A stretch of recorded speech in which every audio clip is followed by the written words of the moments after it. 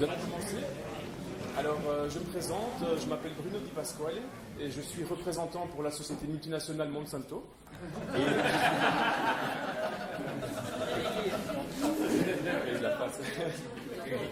Non, plus sérieusement, je fais partie d'Entraide des Fraternités, l'ONG belge de coopération au développement.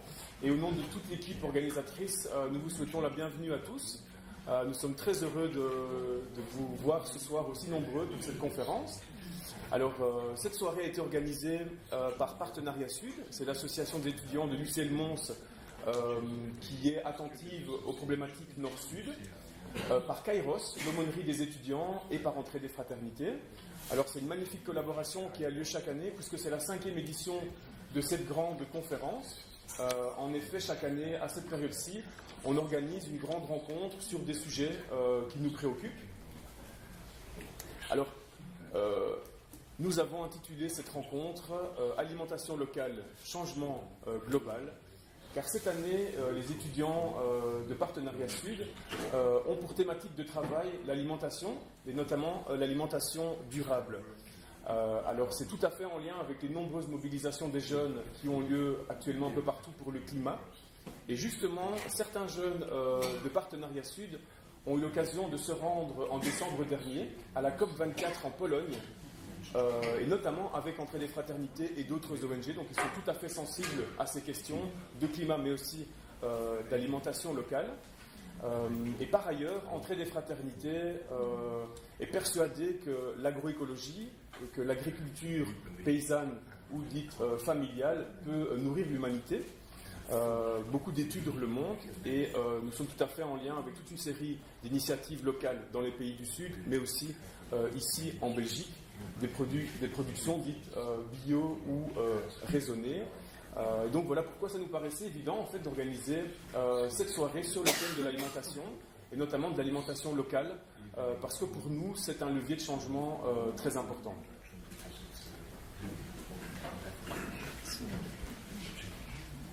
Alors, se nourrir, vous n'êtes pas sans savoir que se nourrir correctement au XXIe siècle, c'est vraiment un défi majeur. Et donc, eh bien voilà, le monde agricole est aux mains de l'industrie, est aux mains des puissants lobbies. Les différentes étapes de production, mais aussi de transformation et de distribution, malheureusement, sont gérées, sont contrôlées par toute une série, par une poignée, on va dire, d'industrie, de la pétrochimie et de l'agro-business. Donc c'est quelque chose qui nous interpelle très fort. Et donc voilà pourquoi nous avons proposé à nos 3 intervenants de nous rejoindre et de nous expliquer un petit peu, bien voilà, aujourd'hui, quels sont les grands enjeux de l'alimentation. Alors, cette rencontre a lieu durant la campagne de solidarité internationale d'Entraide des Fraternités, qui est axée sur les Philippines et notamment sur la jeunesse philippine qui est très engagée. Voilà pourquoi nous avons la chance d'avoir Joy, une dame qui vient des Philippines, de Mindanao, dans le sud des Philippines aujourd'hui. Et par ailleurs, nous avons aussi la chance d'avoir avec nous 2 experts qui vont nous expliquer un petit peu comment la sécurité alimentaire, mais aussi comment la santé sont des éléments qui sont pris en compte dans les politiques commerciales en termes d'alimentation. Donc voilà un petit peu les grands enjeux qui seront discutés ce soir. Alors, pour vous donner un petit peu un aperçu du déroulement de la soirée, nous commencerons par une petite vidéo. C'est un court extrait d'une vidéo qui a été réalisée par Entraide des Fraternités aux Philippines en décembre dernier. Ça vous permettra de vous plonger un peu dans le décor philippin, mais aussi d'avoir un aperçu des différents enjeux qui sont vécus sur place, de comment produisent les Philippins, les problèmes auxquels ils sont confrontés. Juste après, nous aurons l'occasion d'entendre Joy. Donc Joy vient de Mindanao, au sud des Philippines. Elle est elle-même productrice et elle est maintenant coordinatrice d'une association qui s'appelle DKNP, très active là-bas sur place, et donc elle nous donnera ses compléments par rapport à ce qu'on aura vu dans la petite séquence vidéo. Juste après Joy, nous aurons l'occasion d'entendre M. Pierre Gréga, qui est donc... non, pardon, c'est dans l'autre sens. M. Olivier de Scuter, donc, qui est professeur à l'UC Louvain, et qui par ailleurs est ancien rapporteur des Nations Unies pour le droit à l'alimentation, et il fait désormais aussi partie d'une commission pour les droits sociaux, économiques et culturels de l'ONU. Donc il nous donnera ses apports par rapport à ces questions d'alimentation et notamment les liens avec les relations internationales et les politiques de commerce aussi. Et finalement, nous céderons la parole à M. Pierre Grégat, qui lui aussi a toute une série d'apports en la matière. M. Pierre Grégat est professeur aussi à l'UC Louvain et il est par ailleurs expert au DRIS. Et lui a réalisé très récemment une étude qui est tout à fait pertinente par rapport à la thématique de notre soirée. Donc voilà pourquoi nous voulions vraiment partager ce panel et cet échange avec vous. Alors d'avant, je voudrais remercier Xavier Nice, qui comme vous le voyez est en train d'assurer la traduction du français vers l'anglais et qui le fera aussi de l'anglais vers le français. Donc un grand merci Xavier d'avance. Alors, suite à nos intervenants, vous aurez l'occasion de les interpeller, de poser des questions, et donc il y a un débat qui est prévu. Et finalement, nous vous présenterons la coopérative Coprosin. Malheureusement, personne de cette coopérative n'a pu nous rejoindre ce soir. Le responsable est souffrant, et donc on a dû au pied levé trouver une solution. Donc il y aura une petite vidéo introductive, nous pourrons compléter, et sachez que vous pourrez vivre aussi pleinement et découvrir très concrètement les saveurs des producteurs locaux, parce qu'il y a une dégustation de produits locaux qui est prévue juste après. Et voilà, donc les étudiants de Partenariat Sud feront aussi un petit mot juste après pour présenter un petit peu leur travail, pour boucler un peu la boucle. Et donc, suite à ça, nous pourrons partager un verre ensemble et poursuivre les échanges de manière plus conviviale et informelle. Alors, sans plus tarder, nous allons passer à la séquence vidéo. Et nous vous souhaitons à tous une bonne soirée.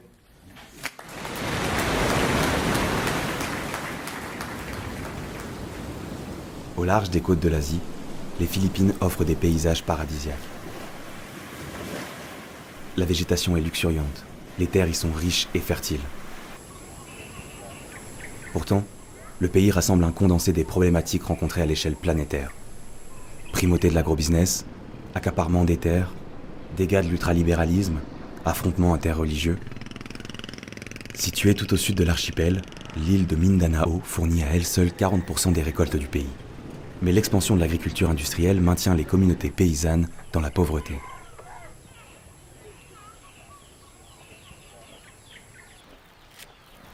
Na semento na. Kini nga area mao ni ang usa ka area nga synthetic pa ni siya nga yuta. May pagka-orange ang iyang color. Tungod kay nakita siya nga mura siya clay. So nagpasabot siya nga synthetic gyud or kuan gyud siya acidic gyud kay siya murag patay na ang yuta wal dili na siya magamit. Le long des routes de Mindanao, de nombreux panneaux publicitaires vantent les mérites du glyphosate et d'autres pesticides chimiques. Ces produits sont en vente libre. Leur usage est même encouragé pour augmenter la productivité des sols au mépris de la santé et de l'environnement. Cette course à la productivité entraîne les agriculteurs dans une relation de dépendance vis-à-vis des multinationales et des commerçants. Chaque année, les paysans sont obligés de racheter les semences et les produits à pulvériser.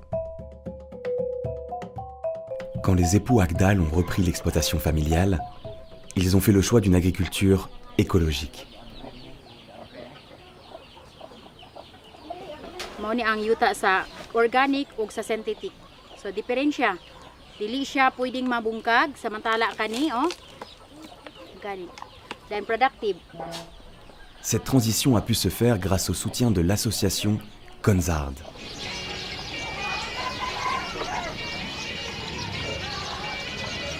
Consard dispense des cours théoriques et pratiques pour s'adapter au mieux à la réalité de chaque paysan.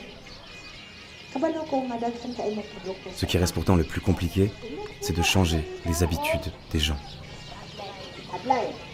The mindset is our big problem with our farmers. The mindset is the people is very difficult to change because you have to have evidence. You have to have concrete results that they will believe in. Because some people do not believe if they will not see anything. Aduna po may tulo ka anak na puro lalaki na nag-edad po niya 8, 7 o 4. Quand Chris et Melinda ont commencé leur activité, l'agriculture biologique n'était pas une option. So ko dyan ako nagamit ko chemical. Kaya kaning sa organic mo struggle pa mo kita pa na ko na organic mo kay hago siya ko ano yun. Padayon ko sa akong komersyal sa uma. Kadugayan na kong kuan mas dako man ko gansi noon sa komersyal ko. So try ko organic, naka-recover ko kay gamay siya og gasto. Okay ra tupong ra ang yang abot sa mag-komersyal ka. Mas makasib ka sa organic kay imong. Consard propose des techniques alternatives aux paysans. We try to introduce alternative to this, which is more affordable. We promote organic fertilizers. Organic fertilizers are mostly decomposed waste materials from the fields, fed to the African night crawlers so that we can have vermicast, which is very good for the application in different crops. So we had proven that because we had been using that through all the years in our production. Ginapras pud namo ang mga pagkaon sa among baboy sama sa bani, tangkong or madidagwa ug dako pug katabang sa amoa kay naara ri sa amoang palibot dili nami nga madak-an.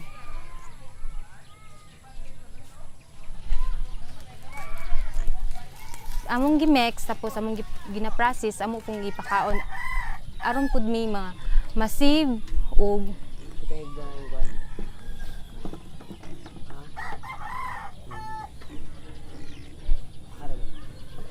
they can also maximize the chicken dung, the animal manure to be part of the composting for the vermi. So in organic farming, there's no waste. Everything can be recycled for the farmers to use.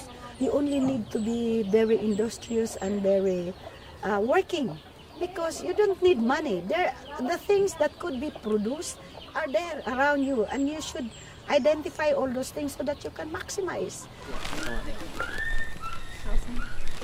Nga kani akong kamagwangan si Kim Brian nga maglalog na siya og pagmata si sayo, maglalog na siya og manok, mutugway og kanding. Kana akong ikaduha nga si Melbert John po siyang ginagayra po nga unsaong pagbuhat sa mga processing tapos ang kani kong ikatulo humutabang-tabang ra gyud pud sa among pagkuan sa trabaho para pod sa puhon-puhon nga makabalo pod sila sa pamamaagi sa organic sila na gyud nga ilang gyud ipadayon.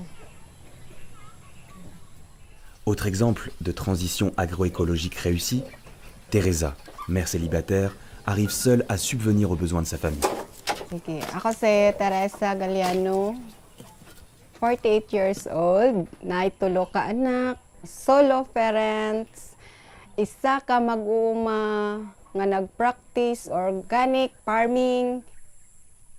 Sa man ni nakakawalo na akong balay, area nga gusto ko nga anak, ko'y matrabaho matikad para sa akong mga anak. Isip, nagpasalamat ko nga naanak ko'y kagalingon nga area. So para nga akong matikad na. So, kini nga certificate na kuha na ko sa akong pag-appeal og training sa organization sa Consard.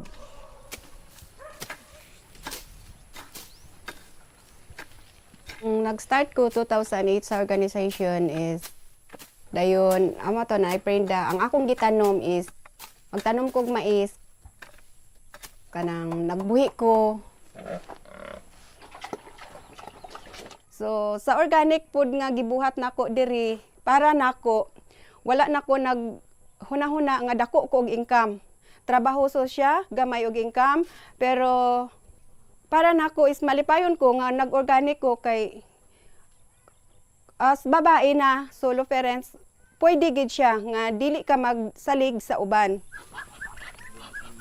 Mabuhi ang akong mga anak, gikat-on ako sila sa pagkaon nga safety.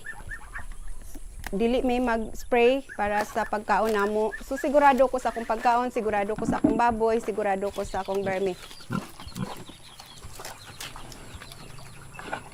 Tanan gipaningkamutan ako nga sigurado nga tama. Mais pour produire de manière écologique, il faut d'abord avoir accès à la terre. C'est un combat primordial pour les jeunes agriculteurs de Mindanao. Nathaniel Fernandez is my eldest son. Despite of his hunchback, he always managed to work. always. His father died 6 years ago. My husband has been killed in 2012. A man in a motorcycle shot him in the street. Before he died, he was struggling to keep the rights to cultivate the land and stood against the landowner, Rodrigo San Luis. Even if we won 3 different trials, still San Luis pays a guard to stay in the house of Nathaniel. We never get access to our lands.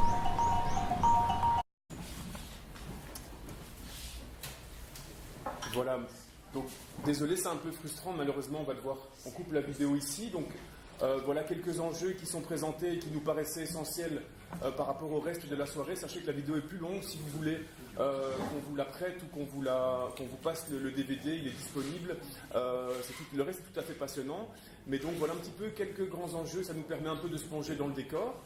Et donc voilà, nous allons céder la parole à Joy, donc, qui va témoigner par rapport aux exemples concrets qu'on a vus et qui va expliquer justement ce que fait son organisation dans ce contexte des producteurs de l'île de Mindanao. Good evening, everyone. First, I would like to thank you for your solidarity with me and the Philippines as the highlight of this Lenten campaign organized by Untreated Fraternity and its partner organisation, Bebri Osam. Donc, tout d'abord, un grand merci pour la solidarité qui est montrée à travers cette campagne d'entraide et fraternité. Tonight, I will speak about the Philippines and the struggle about the farmers and fisher folks in our country, particularly in the southern part of the Philippines, in Mindanao. Je vais vous parler un peu de la lutte que doivent mener les agriculteurs, particulièrement à Mindanao, dans le sud des Philippines. I am a member of the organization called DKMP. J'appartiens à une organisation qui s'appelle DKMP. And it is about an organization who are assisting the farmer struggles on land rights. Et nous accompagnons la lutte des fermiers pour le droit à la terre. And also, we are helping the farmers to go into agroecology. Et nous les aidons à se recycler, à se convertir à l'agroécologie. I know more about the situation of the farmers because I myself is a farmer and my family with my kids. J'ai une expérience moi-même en tant que fermier et ma famille et mes enfants également. However, the situation of the farmers in the Philippines is very complicated. La situation des agriculteurs aux Philippines est très compliquée. So our program, which was assisted by Untreated Fraternity, is about the Mindanao Tri-People Program on Food Sovereignty and Peace Building. Donc nous avons un programme avec Entraide et Fraternité qui est un programme aussi qui cherche à construire la paix. Our program is about Tri-People because in Mindanao there are 3 groups of people who are living together: the presence of the Muslims, indigenous peoples, and the Christian settlers. Il y a un travail que nous devons faire de réconciliation, de lien que nous voulons tisser entre les 3 grandes communautés qu'il y a dans notre pays, à savoir les indigènes d'une part, la communauté musulmane et la communauté que l'on appelle chrétiens migrants. And our program is also about food sovereignty because it is important for us as farmers because in food sovereignty we have, for our understanding about food sovereignty, it's about having the farmers free themselves from any situation. Like, for example, a farmer will be nothing, he cannot produce local foods, quality and safety food if he has no land, if he has no means of the production, like seeds. He has no control over fertilizers, he has no control over facilities and machineries, he has no access to market, everything that is necessary for food production. So that's our understanding about food sovereignty. Donc nous travaillons aussi à l'indépendance au niveau alimentaire, parce que les petits producteurs doivent avoir l'accès à la terre d'abord, ils doivent aussi avoir l'accès aux différents moyens de production, ils doivent avoir l'accès aux engrais, ils doivent avoir l'accès aux semences.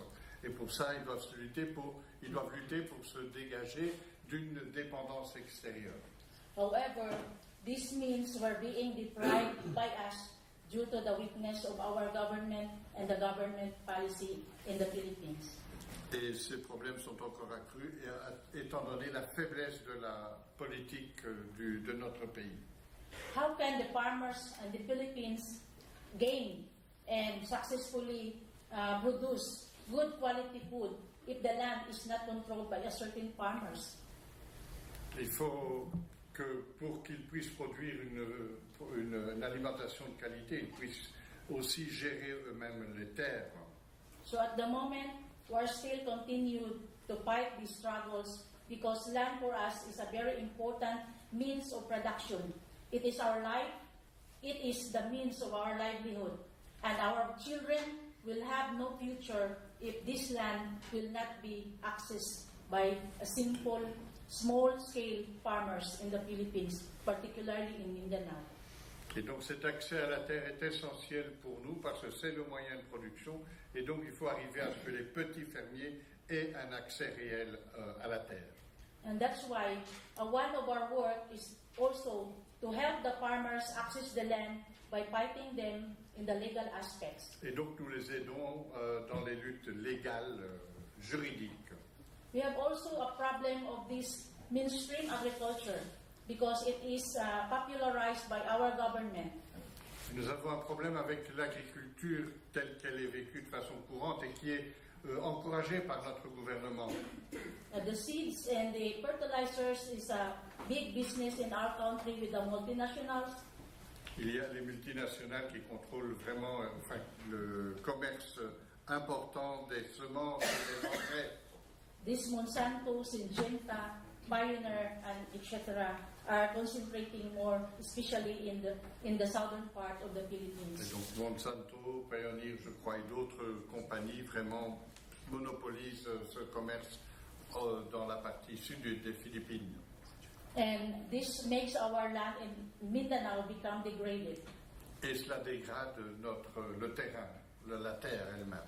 And to help this, our organization is to go into to think about the alternatives. And that's why, as you have seen in the video, we are helping them to become self-reliant and self-sufficient farmers. That's why we are teaching them on how to process their own fertilizers, the composting activities, and we also train them in the program. Like nous essayons de trouver des alternatives afin que les producteurs puissent posséder eux-mêmes leurs semences, qu'ils puissent aussi disposer des engrais nécessaires et les fabriquer eux-mêmes, comme vous avez pu le constater dans la vidéo que nous avons regardée. We are also helping the farmers to have their own access of seeds by helping them to propagate the traditional seed varieties, especially the rice and corn varieties. Donc nous avons développé aussi l'utilisation de semences locales, tant pour le riz que pour le maïs. And the farmers can easily access the seeds, and we also have this kind of exchanges so that these farmers will not depend on buying these seeds and fertilizers to other multinational corporations. Car les paysans ont accès à ces semences et ils ne dépendent donc pas de l'industrie, des multinationales pour avoir des semences et des engrais. We also we teach the farmers to go into crop and farm diversification, meaning farm diversification is to plant different kinds of plants. Like, for example, the farmers will not just go into monocropping, but he has to plant rice, corn, vegetables, root crops, and also raise livestock so that he can also have some sort of income diversification. Et donc nous essayons aussi de proposer la diversification et de ne pas tomber dans la monoculture afin qu'ils puissent cultiver à la fois du riz, du maïs, des légumes et ainsi se suffire. And for raising the livestock, we also assist them on how to process the so-called resource-based feeds. Because the feeds is just come from their backyard, which they are also planting. Et également pour l'élevage, on essaie que la nourriture, qu'ils puissent trouver la nourriture pour leur petit élevage sur leur terrain. And as you know, the Philippines also has a problem on climate change. We are actually affected by 24 typhoons a year. Il y a aussi le problème du changement climatique. Actuellement, nous souffrons par année de 24 typhons. And agroecology is one of our solutions to cope up this challenging moment in the Philippines.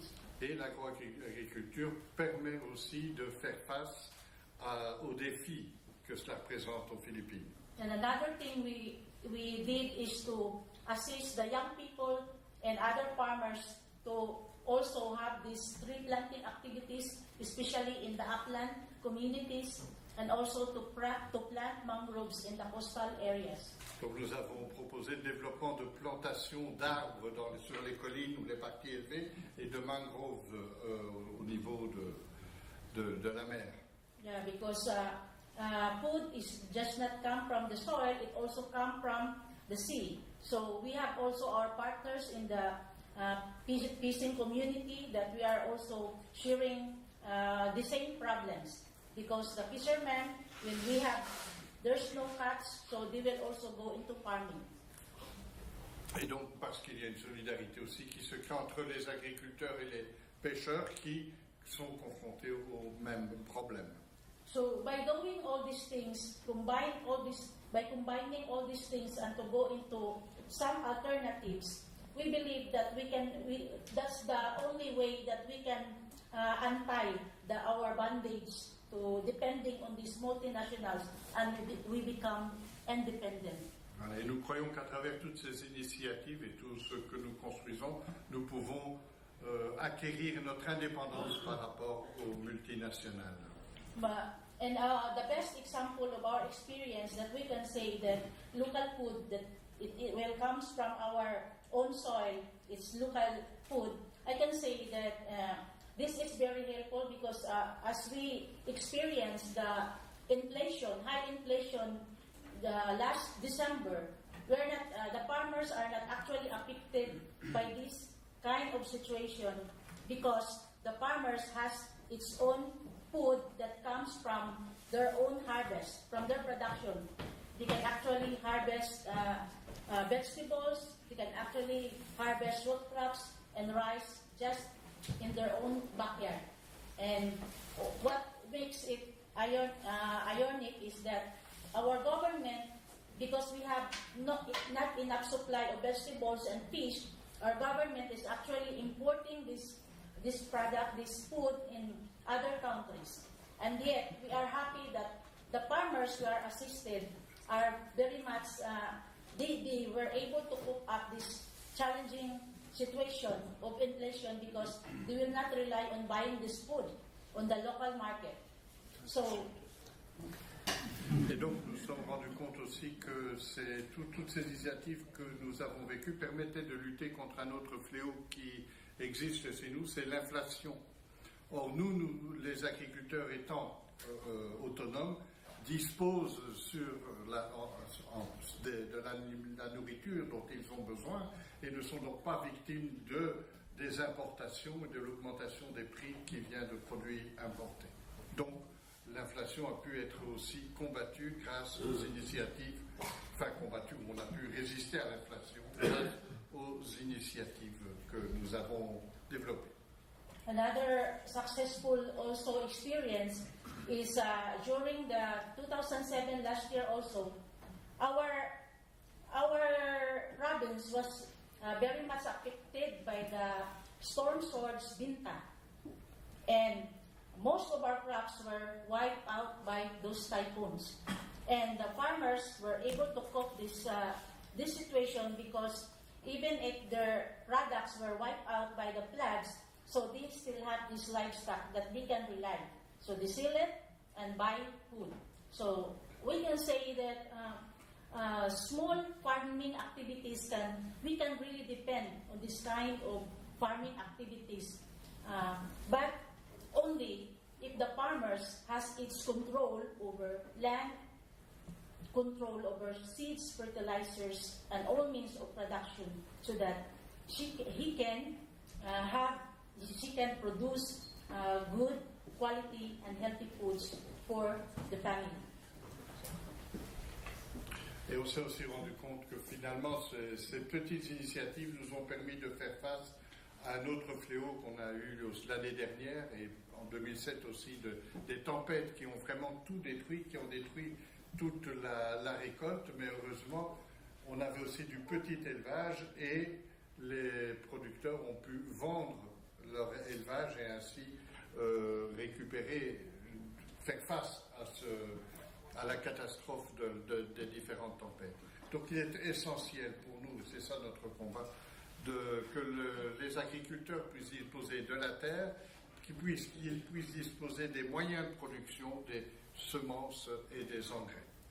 And along this process, we can also raise awareness, especially to the young people, because some of our young people nowadays do not know how their food was, where the food came from.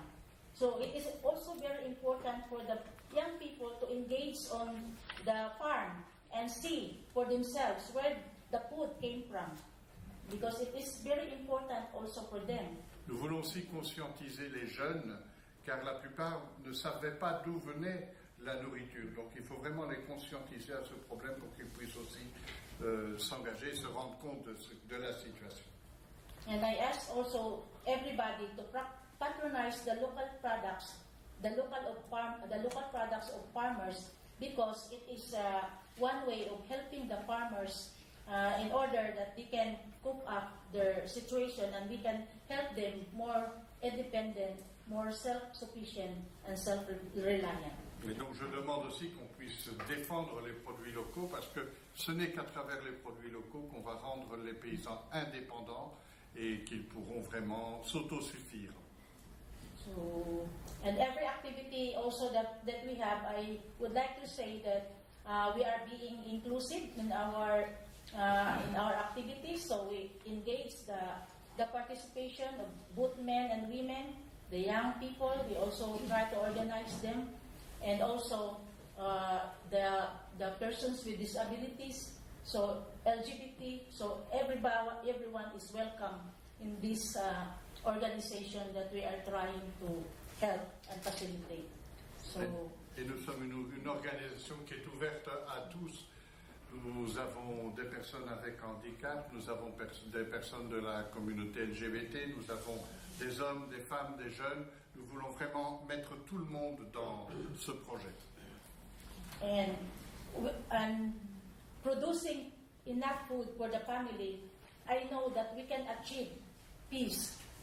The farmers have some peace of mind because he will no longer has a problem in finding where to access this kind of healthy and quality food for the family.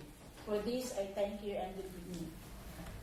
Et je crois aussi que ce que nous faisons est porteur de paix parce que les agriculteurs pourront ainsi aussi accéder à une nourriture qui soit saine et qui soit bonne. Voilà, merci.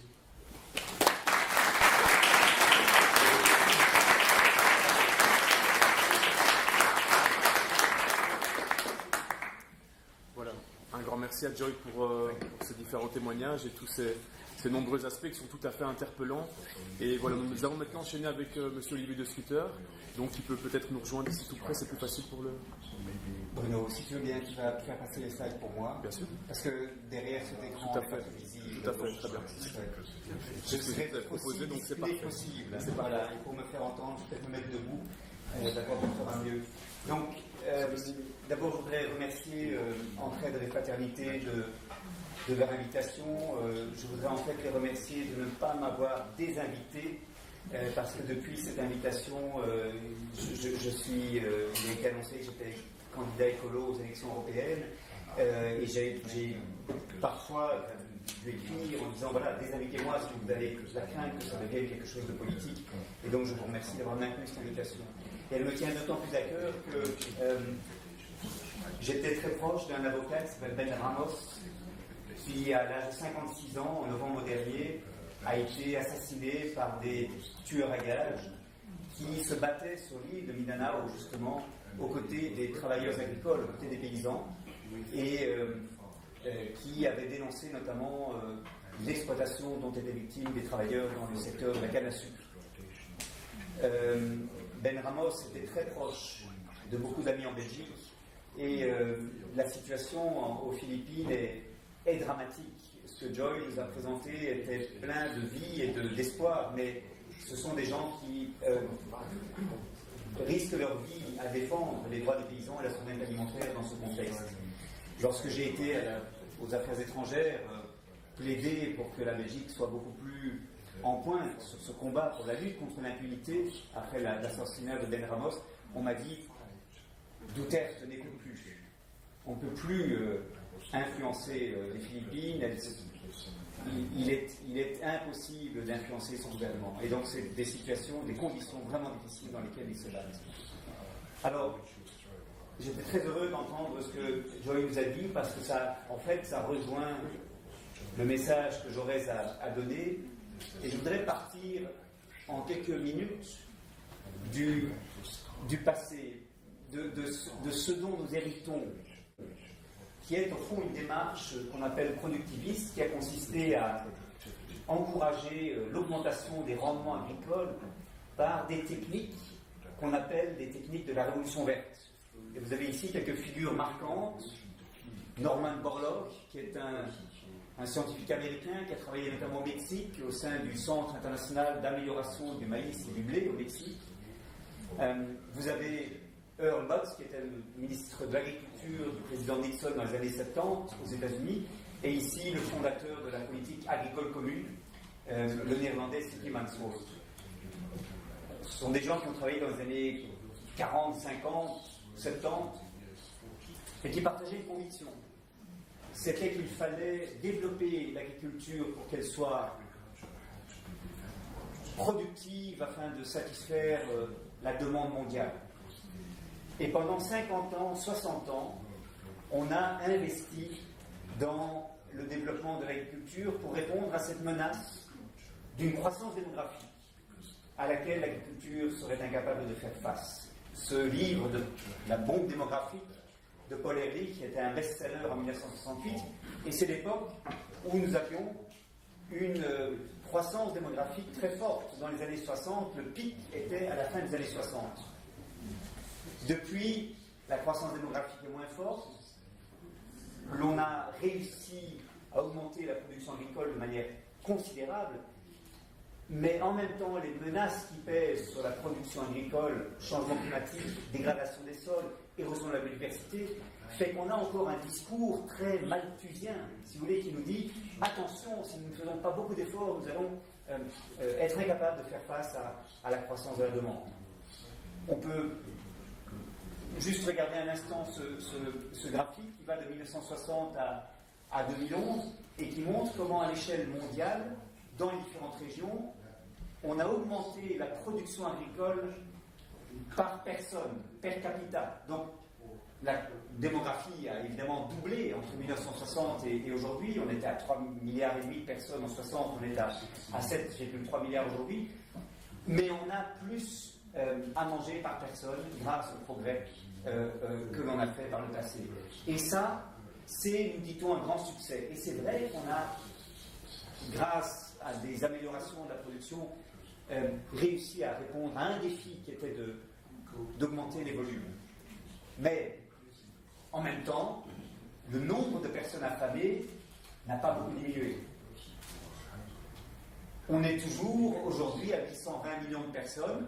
On était, il y a plus de 10 ans, à 900 millions. On n'a pas réussi à éradiquer la faim, en dépit de ces progrès techniques extraordinaires. Et pire que ça, on a une population, Bruno, peut avancer. On a une population affamée qui se compose notamment en grande partie de petits paysans qui représentent aujourd'hui, selon les estimations les plus courantes, à peu près la moitié des personnes qui sont en état de sous-alimentation. Et donc, manifestement, quelque chose ne marche pas dans les réponses que nous donnons à la question de la sous-alimentation. S'il suffisait d'augmenter les volumes de production pour répondre à la croissance démographique et à l'augmentation de la demande, nous aurions éradiqué la faim. Mais non.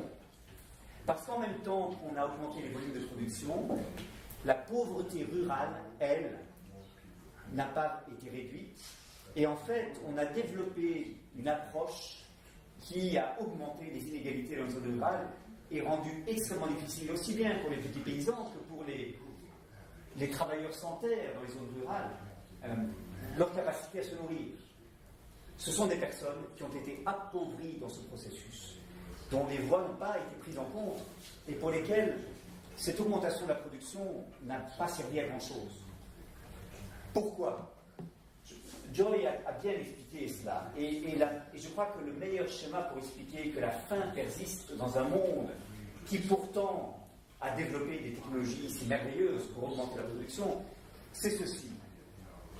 L'agriculture d'exportation renforce la concurrence pour les ressources et la concentration agraire. Pour exporter sur les grands marchés, il faut des grandes surfaces mécanisées qui produisent en monoculture. Et cela appauvrit les petits paysans qui ne sont pas capables de répondre à ces attentes de l'agriculture d'exportation, d'où un exode rural massif vers les grandes villes, où se développent des bidonvilles, des slums à la lisière des grandes villes. Et les gouvernements réagissent pour satisfaire les attentes de ces populations urbaines en important des produits alimentaires subsidiés par les contribuables des pays de l'OCDE, qui sont la réponse de court terme qu'ils ont trouvée, mais qui rend encore plus difficile la possibilité pour les paysans sur place de vivre de leur production parce qu'ils subissent ce dumping sur leur propre marché. Notre surproductivisme, notre surproduction entraîne la déstructuration des systèmes alimentaires dans le Sud en raison de cette exportation vers les marchés de ces pays qui n'investissent pas dans leurs systèmes alimentaires locaux. Et donc, c'est pour ça que se met sur pied aujourd'hui une contre-offensive, avec deux grandes composantes qui ont été évoquées par Joy. La première, c'est la souveraineté alimentaire, la deuxième, c'est l'agroécologie. La souveraineté alimentaire a une histoire tout à fait intéressante. Elle est née en 1993, ici même à Mons. C'est ici que la Via Campesina, l'organisation transnationale de petits paysans, a vu le jour en se donnant pour objectif la souveraineté alimentaire. Il s'agissait à l'époque, nous sommes en 1993, d'anticiper les impacts qu'aurait l'Organisation mondiale du commerce, qui en fait est née en 1995, mais qui était déjà sur papier en 1993, et les paysans se rendaient compte qu'on allait mettre en concurrence les paysans de différentes régions. Et leur réponse a été de dire, on ne veut pas être mis en concurrence, on veut produire pour nos communautés, pour nos familles, et nous avons un ennemi commun, c'est les grandes firmes qui dominent les marchés mondiaux. Et c'est contre ces grandes firmes que nous devons unir nos forces. Donc le mot de souveraineté alimentaire est un peu mal choisi parce que c'est en fait l'expression d'une solidarité entre petits paysans que ce mouvement voulait mettre en avant par ce slogan. Et puis, ce slogan a été adopté par la Société civile internationale en 1996 au sommet mondial de l'alimentation. La souveraineté alimentaire a été décrite dans une déclaration de Nyéléni en 2007, lors d'une grande réunion de mouvements paysans et de la société civile mondiale au Mali. Et aujourd'hui, la souveraineté alimentaire, c'est un slogan qui utilise non pas seulement les petits paysans pour s'opposer à la mise en concurrence à l'échelle mondiale sous prétexte de libéraliser le commerce des produits agricoles, mais qui utilise aussi des populations urbaines, des populations dans les pays riches, qui disent à travers la souveraineté alimentaire, on veut reconquérir notre droit de faire des choix quant à la manière dont nous produisons. Et on peut se rappeler donc les circuits courts, on va avancer ici Bruno, circuits courts, les incroyables comestibles, ces légumes qu'on cultive que les voisins peuvent venir chercher, les frigos solidaires, les potagers collectifs, par exemple sur des toits plats comme ici à Bruxelles, les potagers collectifs comme encore à Bruxelles, près de la gare du Nord, les épiceries solidaires comme cette Park Slope Food Court à Brooklyn, à New York, ou le Bisco à Scarlet, ce sont toutes des innovations qui trahissent ou qui traduisent la volonté des gens de se réapproprier leur alimentation et qui disent en fait manger local, soutenir les paysans près de chez soi, c'est une manière de dessiner un contre-modèle contre le productivisme qui vise à saturer les marchés d'exportation et à ce que toute l'agriculture soit subordonnée à l'objectif de la compétitivité sur les marchés internationaux. Donc la souveraineté alimentaire, c'est cela. Et c'est quelque chose qui n'est plus seulement un combat de la via campesina, c'est un combat de toutes celles et ceux qui s'investissent dans ces innovations sociales que j'ai décrites et qui veulent réinventer un système alimentaire. Et puis, deuxième offensive, c'est avec l'idée d'agroécologie. Alors l'agroécologie est une idée que j'ai beaucoup défendue depuis une dizaine d'années. Quand j'étais rapporteur spécial sur l'alimentation, c'était vraiment un thème récurrent dans mes rapports. Et l'idée est très simple, c'est qu'il faut passer de ces monocultures qui épuisent les sols, qui encouragent ou accélèrent l'érosion par l'écoulement de l'eau de pluie ou le vent, et qui épuisent les sols qui, à force de produire chaque fois la même chose, perdent des nutriments essentiels qui permettent à la vie biologique dans le sol de continuer. À la place de ces monocultures, c'est la diversité qu'il faut entretenir à l'échelle du champ.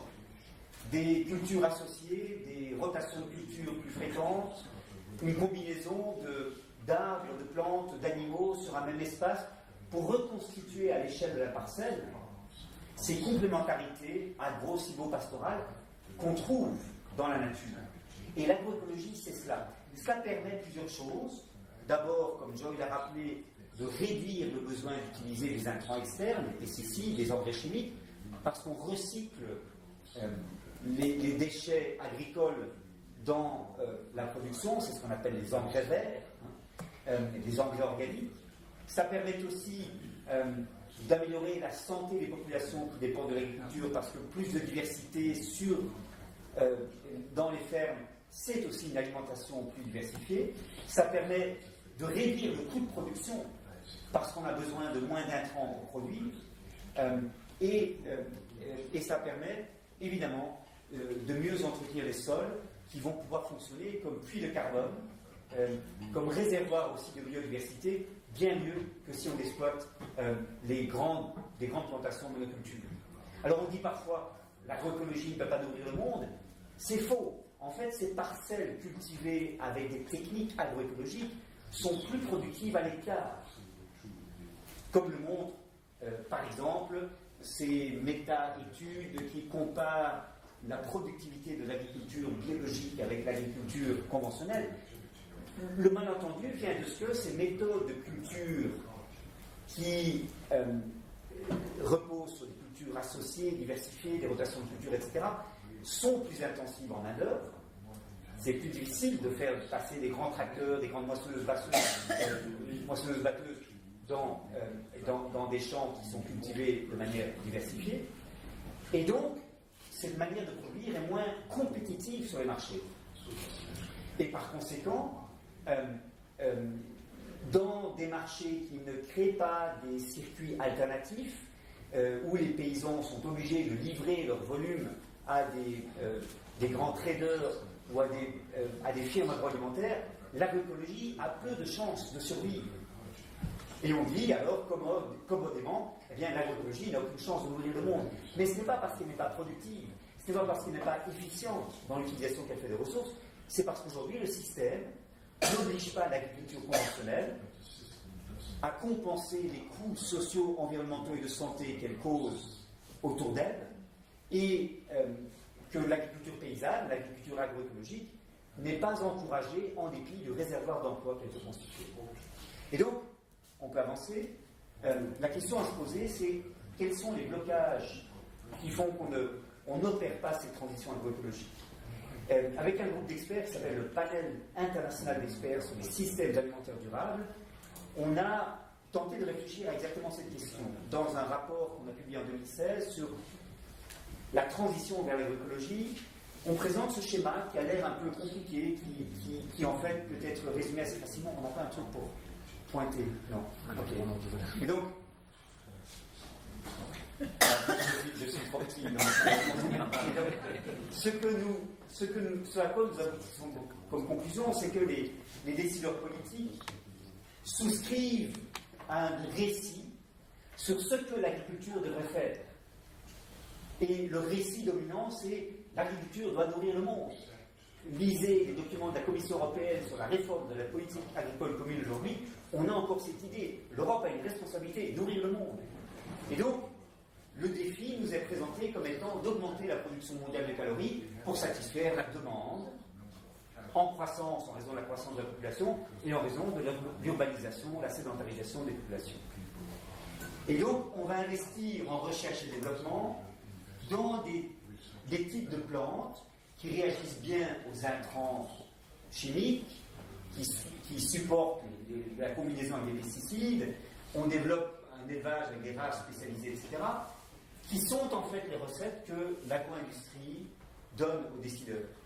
Et les petits paysans qui ne sont pas bien outillés pour s'accommoder de ces changements technologiques, eh bien on leur dit, écoutez, disparaissez, vous n'avez pas à être dans l'agriculture si vous n'êtes pas compétitif, ou bien devenez plus grand.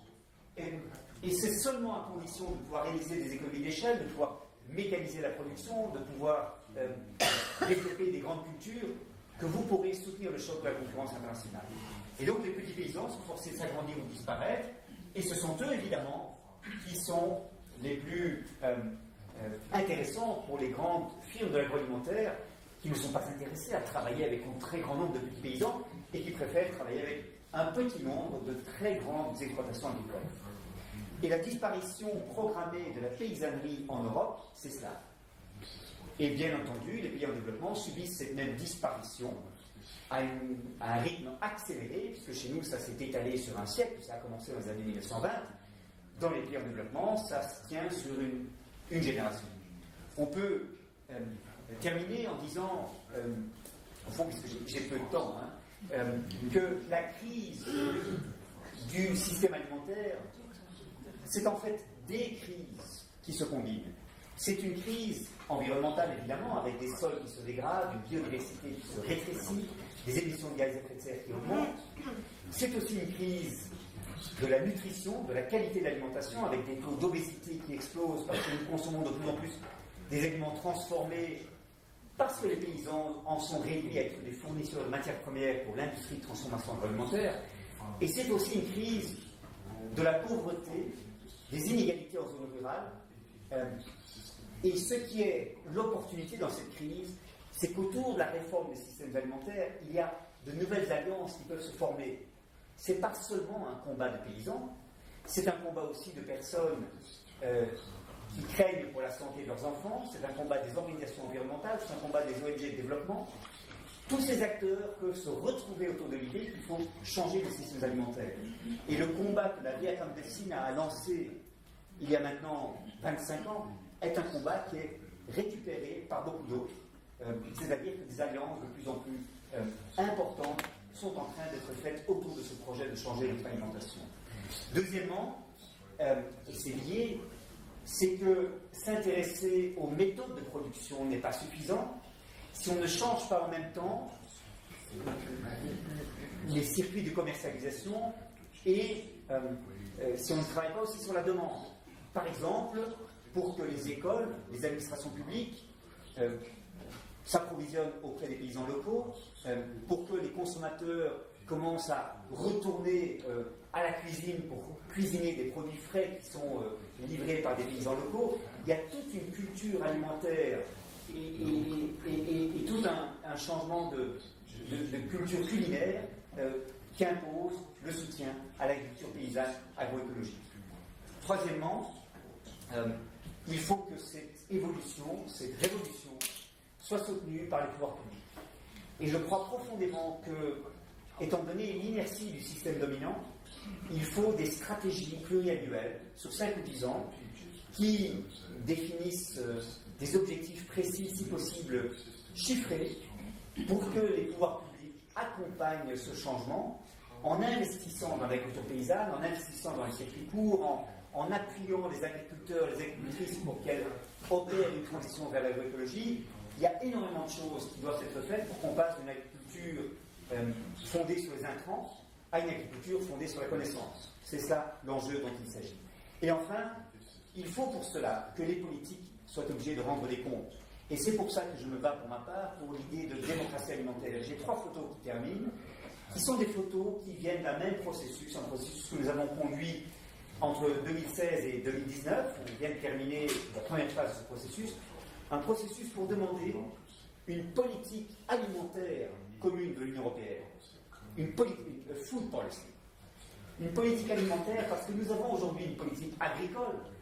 Nous avons une politique en matière de santé, nous avons une politique en matière d'environnement, nous avons une politique commerciale, mais nous n'avons pas une stratégie alimentaire qui ait de la cohérence entre ces différentes politiques sectorielles. Par exemple, on nous dit à la Commission européenne, on travaille pour le développement rural, on travaille pour l'agriculture familiale, mais en fait, ils ont des politiques commerciales qui vont à rebours de ces serments.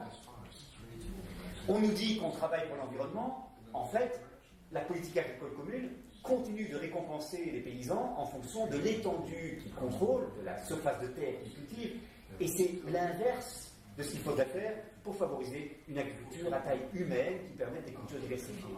Et il y a toute une série de contradictions dans les politiques aujourd'hui qui font qu'on a besoin d'une politique alimentaire intégrée de l'Union européenne. Et donc nous avons réuni pendant 3 ans toute une série d'acteurs dans des séminaires fermés, dans des conférences comme celle-ci, dans des ateliers participatifs avec des mécanismes d'intelligence collective, je crois que c'est la dernière slide, où nous avons ensemble développé une série de 82 propositions pour une politique alimentaire de l'Union européenne, dans l'espoir que nous pourrons enfin faire un examen de conscience, parce que ce que Joy décrit pour les Philippines, c'est évidemment lié à des choix qui sont faits aussi chez nous.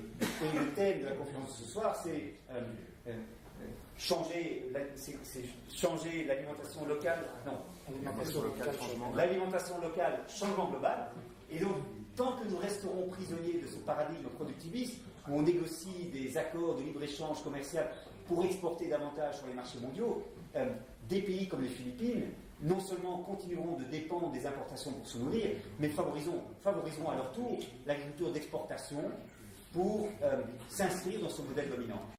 Et donc, le changement chez nous peut amener des changements dans des pays comme les Philippines. Et je crois que l'alimentation est un thème magnifique parce qu'il montre cette interdépendance entre les choix chez nous et les impacts sur les pays en développement. Merci beaucoup.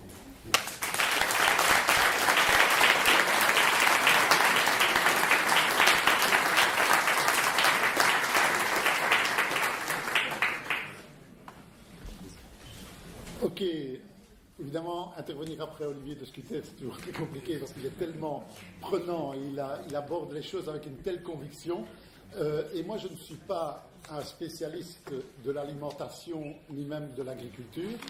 Je suis plutôt un analyste de ce que fait l'État belge avec l'argent qu'on lui confie en matière de coopération au développement. Et donc, j'analyse essentiellement le fait de savoir en quoi la coopération au développement développe des politiques intéressantes dans tel ou tel secteur, et ce soir en particulier en matière d'alimentation, de sécurité alimentaire, de souveraineté alimentaire. Et donc, je vais peut-être un peu déchanter et peut-être entamer votre enthousiasme par rapport à l'évolution actuelle.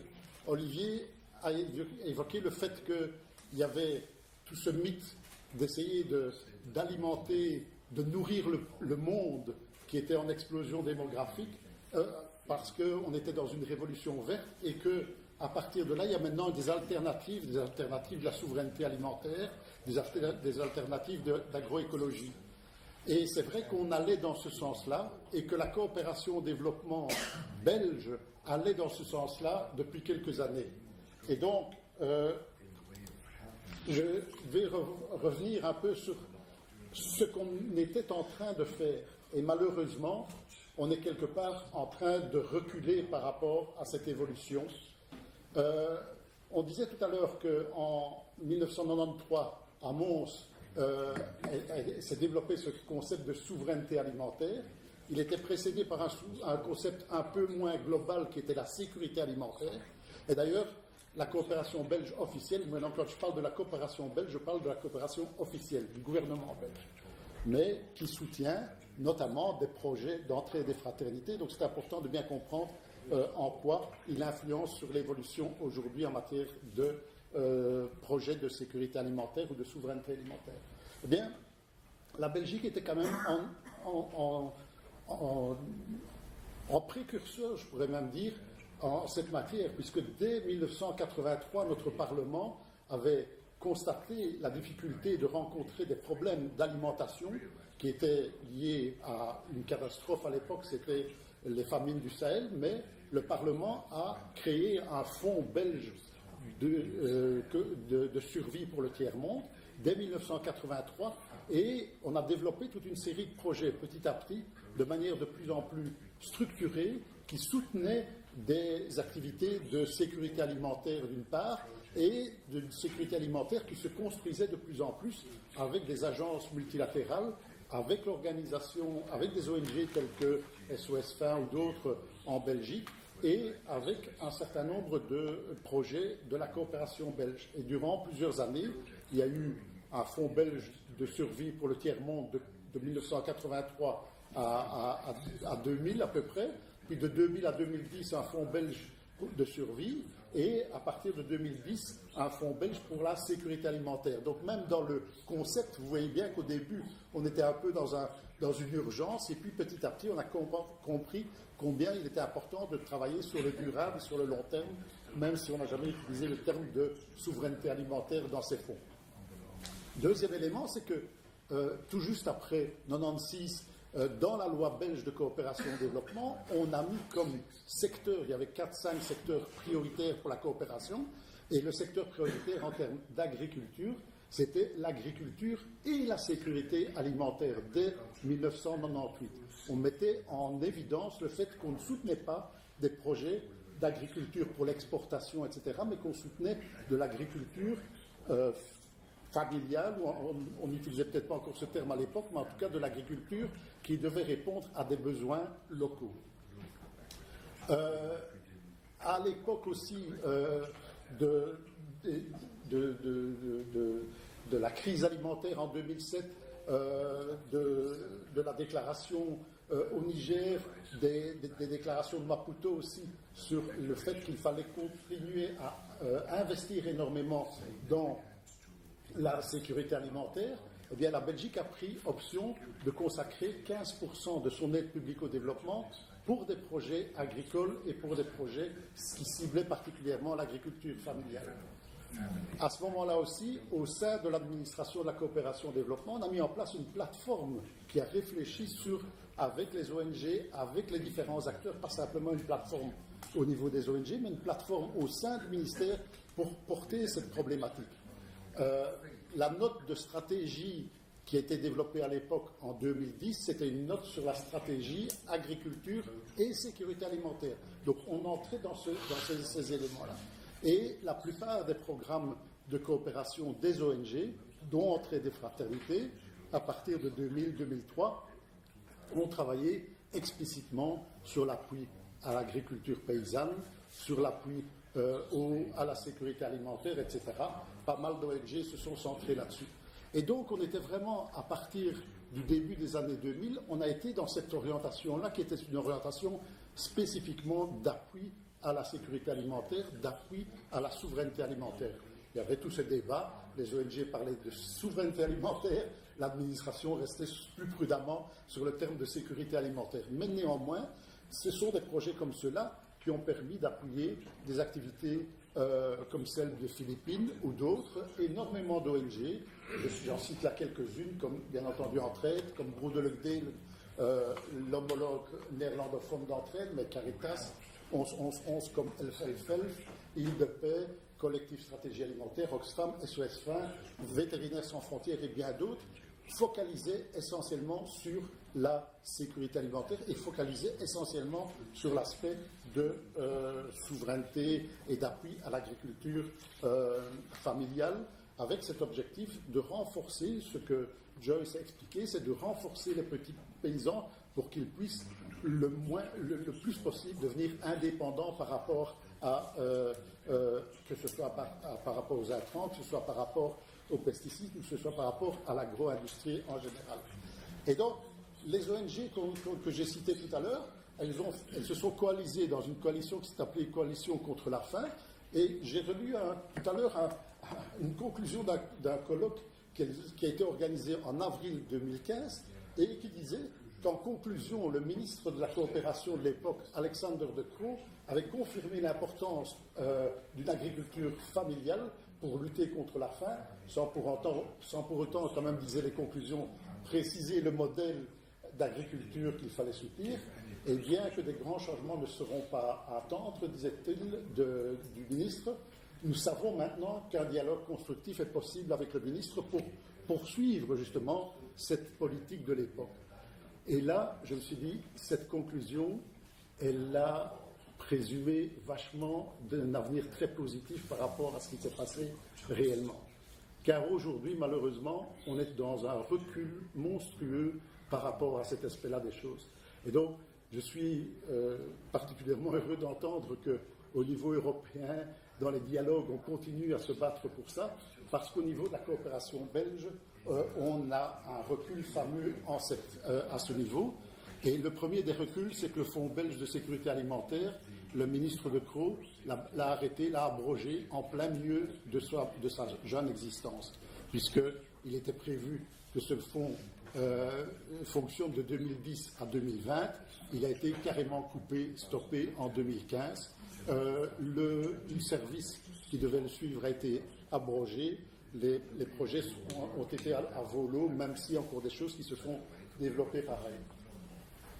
Une nouvelle stratégie a été mise en place en 2017, une nouvelle note stratégique qui parle de l'agriculture et de la sécurité alimentaire encore, mais qui parle surtout de la subsistance à l'entrepreneuriat et qui indique que c'est essentiellement par le secteur privé et par le développement des chaînes de valeur d'un certain nombre de productions, essentiellement des productions alimentaires pour la rente et pour l'exportation, qu'on va sauver l'agriculture dans les régions qu'on va soutenir.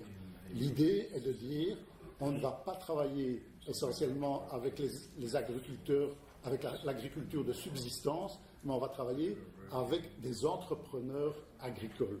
Et ces entrepreneurs agricoles vont créer des revenus, et ces revenus vont leur permettre d'acheter d'autres produits qui vont leur permettre de suffire à leur souveraineté alimentaire.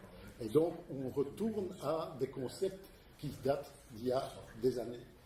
La baisse du financement des ONG en 2016-2017, les financements des ONG ont diminué. Ils ont diminué de près de 11% sur quelques années.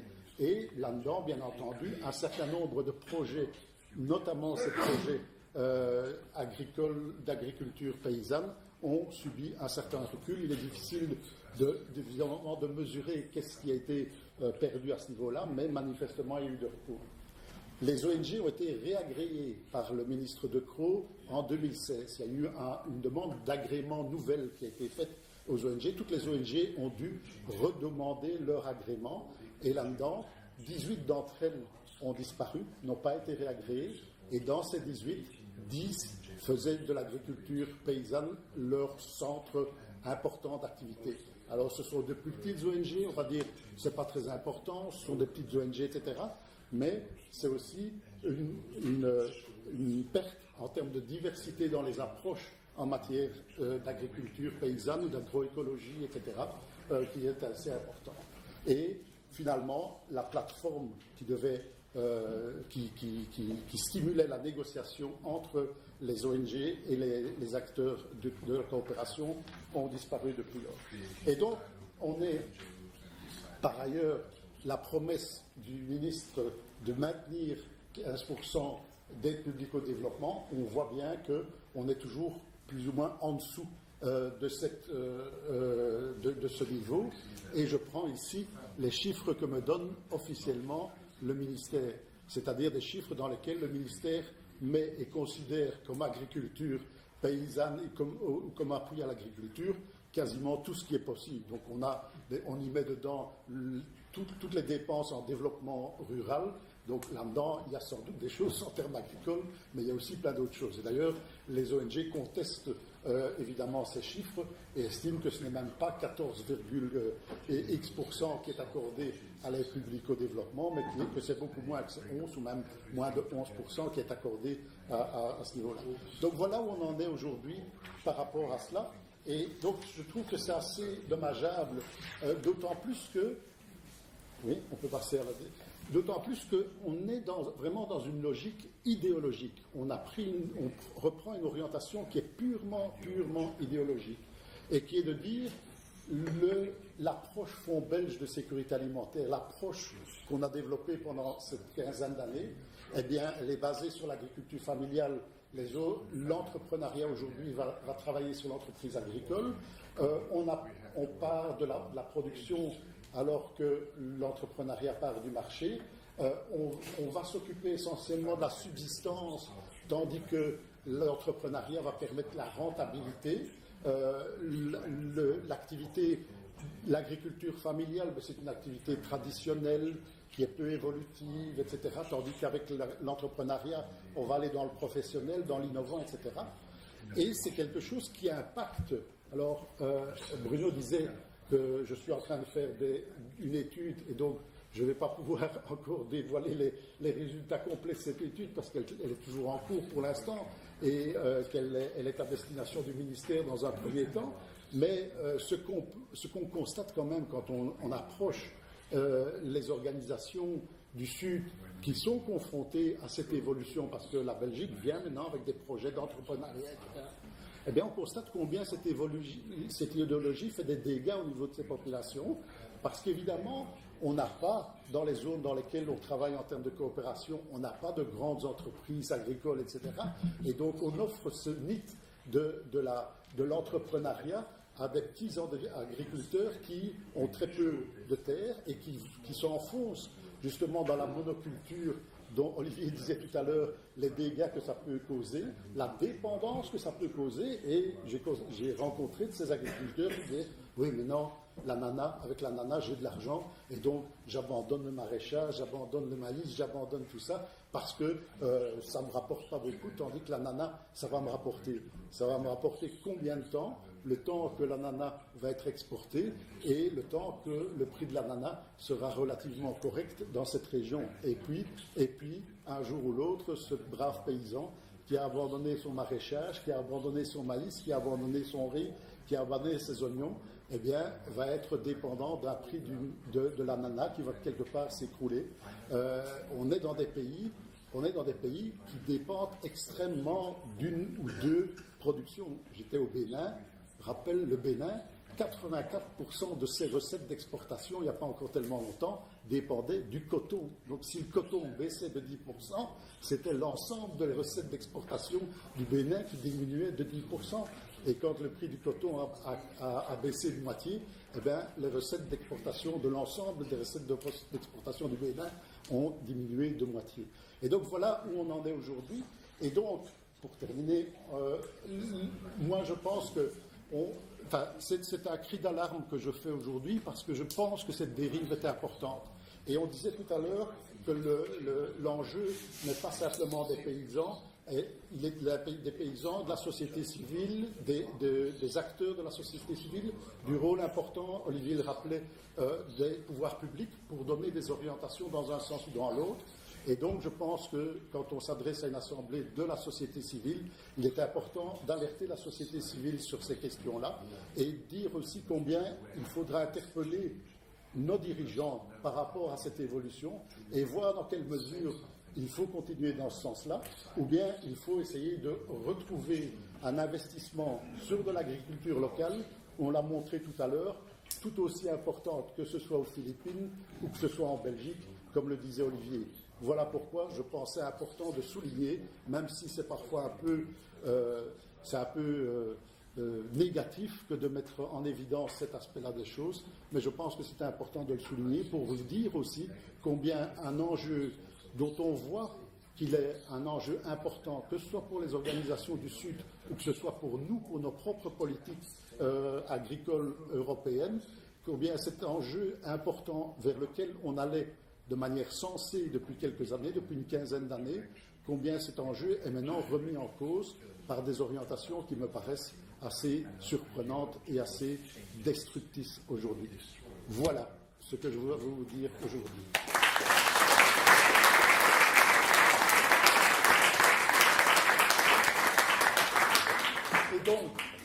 Et donc, il nous reste quelques minutes pour un débat, ou en tout cas pour un échange questions-réponses avec la salle. Et donc, je vous donne maintenant la parole à tous pour intervenir. Je vous propose de prendre 2 ou 3 questions et de répondre par paquet de 2 ou 3 questions. Si c'est possible, d'indiquer, si vous le pouvez, à qui vous adressez plus particulièrement la question, si c'est une question qui s'adresse plus particulièrement à l'un ou l'autre orateur. Voilà. Qui veut intervenir pour une première? Oui. Moi, je veux bien. J'aurais voulu vous demander, Monsieur Descuter, si la permaculture est cette fameuse agroécologie. On n'a pas entendu le mot permaculture. Et est-ce que vous pourriez expliquer un peu le lien que vous faites entre cette agroécologie et la permaculture? Peut-être encore une autre question? Il y a... Non? Rien? Non? On va toujours on va déjà répondre. Olivier? Oui. J'ai pas grand-chose à répondre. La permaculture est assez variée dans ses approches, mais l'idée de base est la même, c'est qu'il faut avoir autant que possible des méthodes de culture qui sont durables et qui respectent la santé des sols.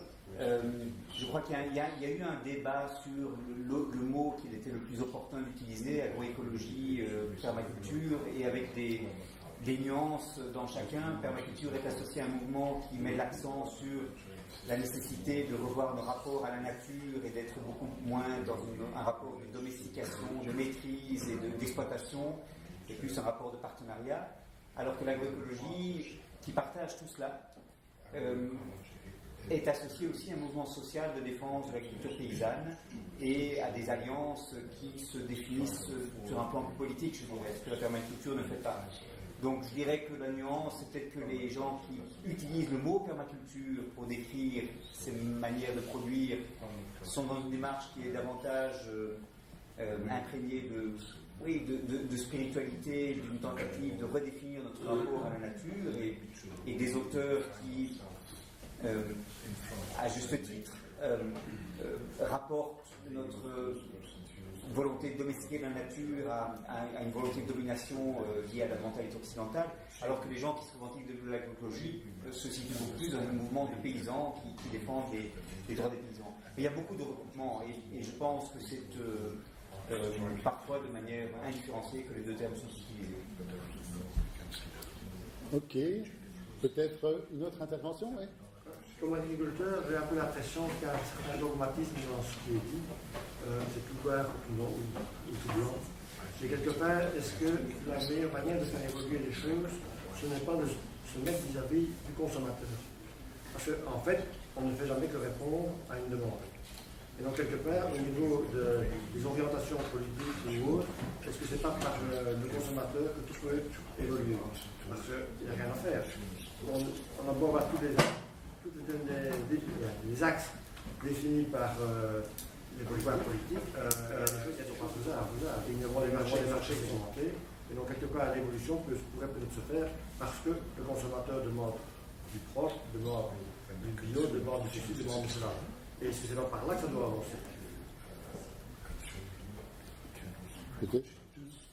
Oui, je peux tenter de répondre à cette question. Je pense que c'est un peu un cercle vicieux, c'est-à-dire que, évidemment, si les choix des consommateurs envoient des signaux aux distributeurs et aux firmes agroalimentaires et au bout de course aux producteurs, le système alimentaire dominant va peu à peu se réformer pour répondre à cette évolution de la demande. Mais d'un autre côté, l'environnement alimentaire est tellement formaté aujourd'hui qu'il ne facilite pas, c'est le moins qu'on puisse dire, pour le consommateur les choix responsables. Souvent, les produits qui sont soit labellisés bio, soit qui proviennent d'une culture agroécologique sont à un prix élevé. Ce sont des marchés de niche avec des faibles capacités pour les producteurs maraîchers qui ont ce type de production de réaliser des économies d'échelle. La concurrence est un tout petit peu faussée quand même parce que les externalités négatives que produisent certaines méthodes conventionnelles ne sont pas reflétées dans le prix des produits alimentaires qui sont écoulés sur le marché. Et en outre, et surtout, les agriculteurs sont coincés dans une chaîne alimentaire qui réduit très fort leur pouvoir de négocier les prix rémunérateurs. Et donc, ils sont obligés de produire beaucoup parce que sinon, ils ne s'en sortent pas. Ils sont obligés de produire beaucoup parce que le prix qu'ils reçoivent pour le travail qu'ils font est insuffisant à rencontrer leurs besoins. La très grande majorité des exploitations agricoles ne survivraient pas sans les subventions de la politique agricole commune et rares sont les producteurs qui sont suffisamment bien organisés pour peser sur les prix qui sont payés pour les récoltes ou les litres de lait qui s'activent. C'est justement le problème, c'est que quelque part, si on sort le produit de niche concernant le bio, concernant le commerce rapproché, on arrive dans un commerce plus large dans lequel on n'a quasiment aucune chance au niveau mondial et même au niveau européen. Nos standards sociaux sont tels que quelque part on ne saurait pas le faire marche arrière. Deuxièmement, une chose qu'on tient peu en compte, c'est la sociologie des agriculteurs en Belgique et en Wallonie. Quand on a une moyenne d'âge de 55 ans, c'est pas nous qui avons concurrencé avec notre travail la main-d'œuvre dans le meilleur des cas humaine et dans le pire des cas,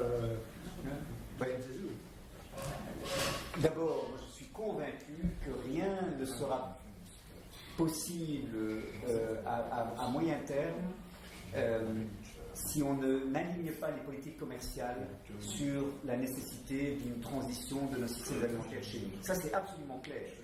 Et je suis partisan, pour ma part, de conditionnalité sociale et environnementale dans les politiques commerciales. Et ce n'est pas du tout du protectionnisme. C'est dire que l'Union européenne, puisque c'est au niveau européen évidemment que les politiques commerciales se définissent, qui représente 20-21% du PIB mondial, peut utiliser cet extraordinaire levier qui est celui des politiques commerciales pour encourager des changements positifs dans le chef des pays qui exportent leurs produits vers chez nous. Et ce n'est pas du protectionnisme, c'est une manière de soutenir au contraire les mouvements sociaux, les ONG du Sud qui se battent pour un autre modèle de développement dans le Sud qui n'est pas un modèle du low cost et du productivisme. Donc je suis convaincu pour ma part qu'il faudrait que les politiques commerciales soient bien mieux alignées sur nos priorités à l'interne. Et c'est difficile de convaincre la DG Trade de la Commission européenne de cela, mais c'est absolument ce vers quoi on doit aller parce que pour l'instant la libéralisation elle rend tout changement impossible chez nous. Et la deuxième chose que je voudrais dire par rapport à cela, c'est que la difficulté pour une nouvelle génération d'agriculteurs et d'agricultrices d'émerger tient notamment à la manière dont la politique agricole commune récompense les agriculteurs à l'écart qui contrôle, parce que c'est cela en grande partie qui explique la spéculation sur le foncier. Aujourd'hui, un terrain dans le Brabant, c'est 80 000 €. Ici, ça doit être autour, j'imagine, de 60 000. C'est impossible pour des jeunes agriculteurs de se lancer dans le métier s'ils doivent commencer par s'endetter pour 30 ans, pour acheter des machines, pour acheter la terre, etc. C'est pas possible. Et ça, c'est un vrai échec de la politique alimentaire commune. Une moyenne d'âge de 56 ans dans la profession, c'est pas possible. Il n'y a pas de renouvellement de génération. Et malheureusement, on ne fait pas du tout assez pour cela. Moi, je connais des jeunes maraîchers qui veulent se lancer dans une production soit bio, soit agroécologique, et qui me disent qu'ils travaillent à 6 € de l'heure. Ils le font uniquement par passion et certainement pas parce que c'est rentable. Donc, à mes yeux, c'est vraiment un système qu'il faut changer. Je ne sais pas comment on va faire sans agriculteurs dans 20 ans, honnêtement. Et ce problème se répercute dans le sud aussi, où là aussi, le nombre d'agriculteurs qui quittent l'agriculture pour les villes ou parce qu'ils ne savent plus vivre de l'agriculture.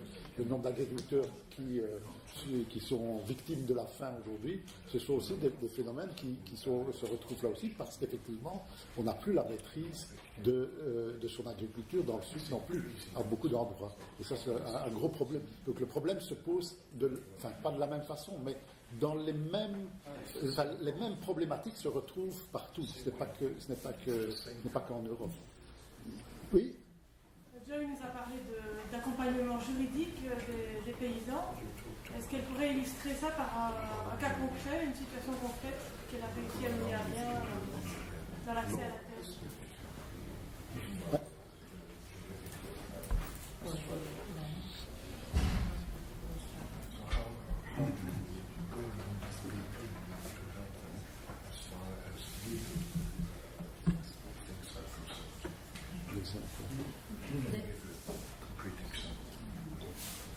Regarding the legal aspect, especially in the land issues, we are helping them in accordance with the law. So we are trying to access also support of the support of legal counsel and legal lawyers, and we are helping them in accordance to the agrarian reform program. And with regards to the agroecology, we have also a law in the Philippines. It is Republic Act 100668. It is about Organic Agriculture Act of the Philippines. So those are our basis in our activity, and we always depend our facilitation with this existing law in our country. Il y a des lois agraires qui ont été votées, il y a des lois qui permettent l'agroécologie, et nous essayons de permettre aux gens d'accéder à ces lois et d'en profiter. Oui. Oui, madame. Oui, allez-y. Il y a un écueil qui me paraît fort important, je parlais de politique tout à l'heure, c'est que la législation sur les marchés publics en Belgique est quand même un fameux écueil pour accéder au local, à l'alimentation locale, etc. Et je vous donne un exemple. Au niveau de la province, il y a par exemple des marchés d'1,5 million. À partir de là, c'est marché européen. Et donc, il est difficile de faire du marché local à ce moment-là. Il faut revoir tous les cahiers de charges qui doivent être très pointus et très finement ciselés s'ils ne veulent pas être compris. Donc, ça, c'est un exemple que j'ai vécu moi-même. Et là, vraiment, il faudrait pouvoir un peu changer ça. Au départ, c'était fait pour bien faire. C'est ce type de marché, disons, calculé sur un maximum. Là, c'est européen, là, c'est national, etc. Mais là, vraiment, pour l'alimentation, c'est un problème parce que, voilà, à la province, eh bien, on commande européen et voilà, ça vient de partout, sauf de Belgique. En gros, sauf vraiment pour des marchés de niche. Je trouve ça dommage et je trouve qu'il faudrait faire quelque chose. Non, c'est un exemple typique de cette espèce de conflit entre une logique qui vient de l'Europe créature du XXe siècle, d'économie d'échelle, de mise en concurrence, de recherche de l'efficience d'une part, et la logique d'une approche territoriale, d'une alimentation beaucoup plus localisée et qui donne une chance à l'agriculture paysanne.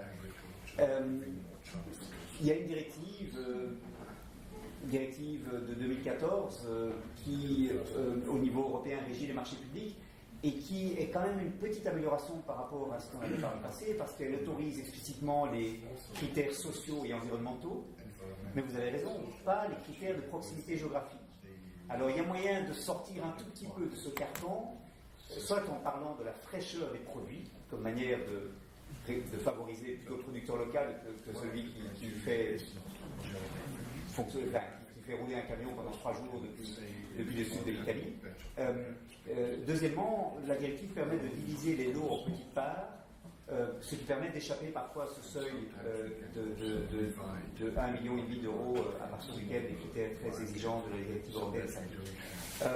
Il y a une belle brochure faite par le ministre à l'époque de l'agriculture de François Hollande, Stéphane Le Foll, destinée aux collectivités publiques, et qui en fait est une brochure qui explique comment contourner la règle. Et que beaucoup d'écoles en France utilisent, que beaucoup d'administrations publiques en France utilisent, parce que Stéphane Le Foll avait un vrai projet de relocaliser, reterritorialiser l'alimentation.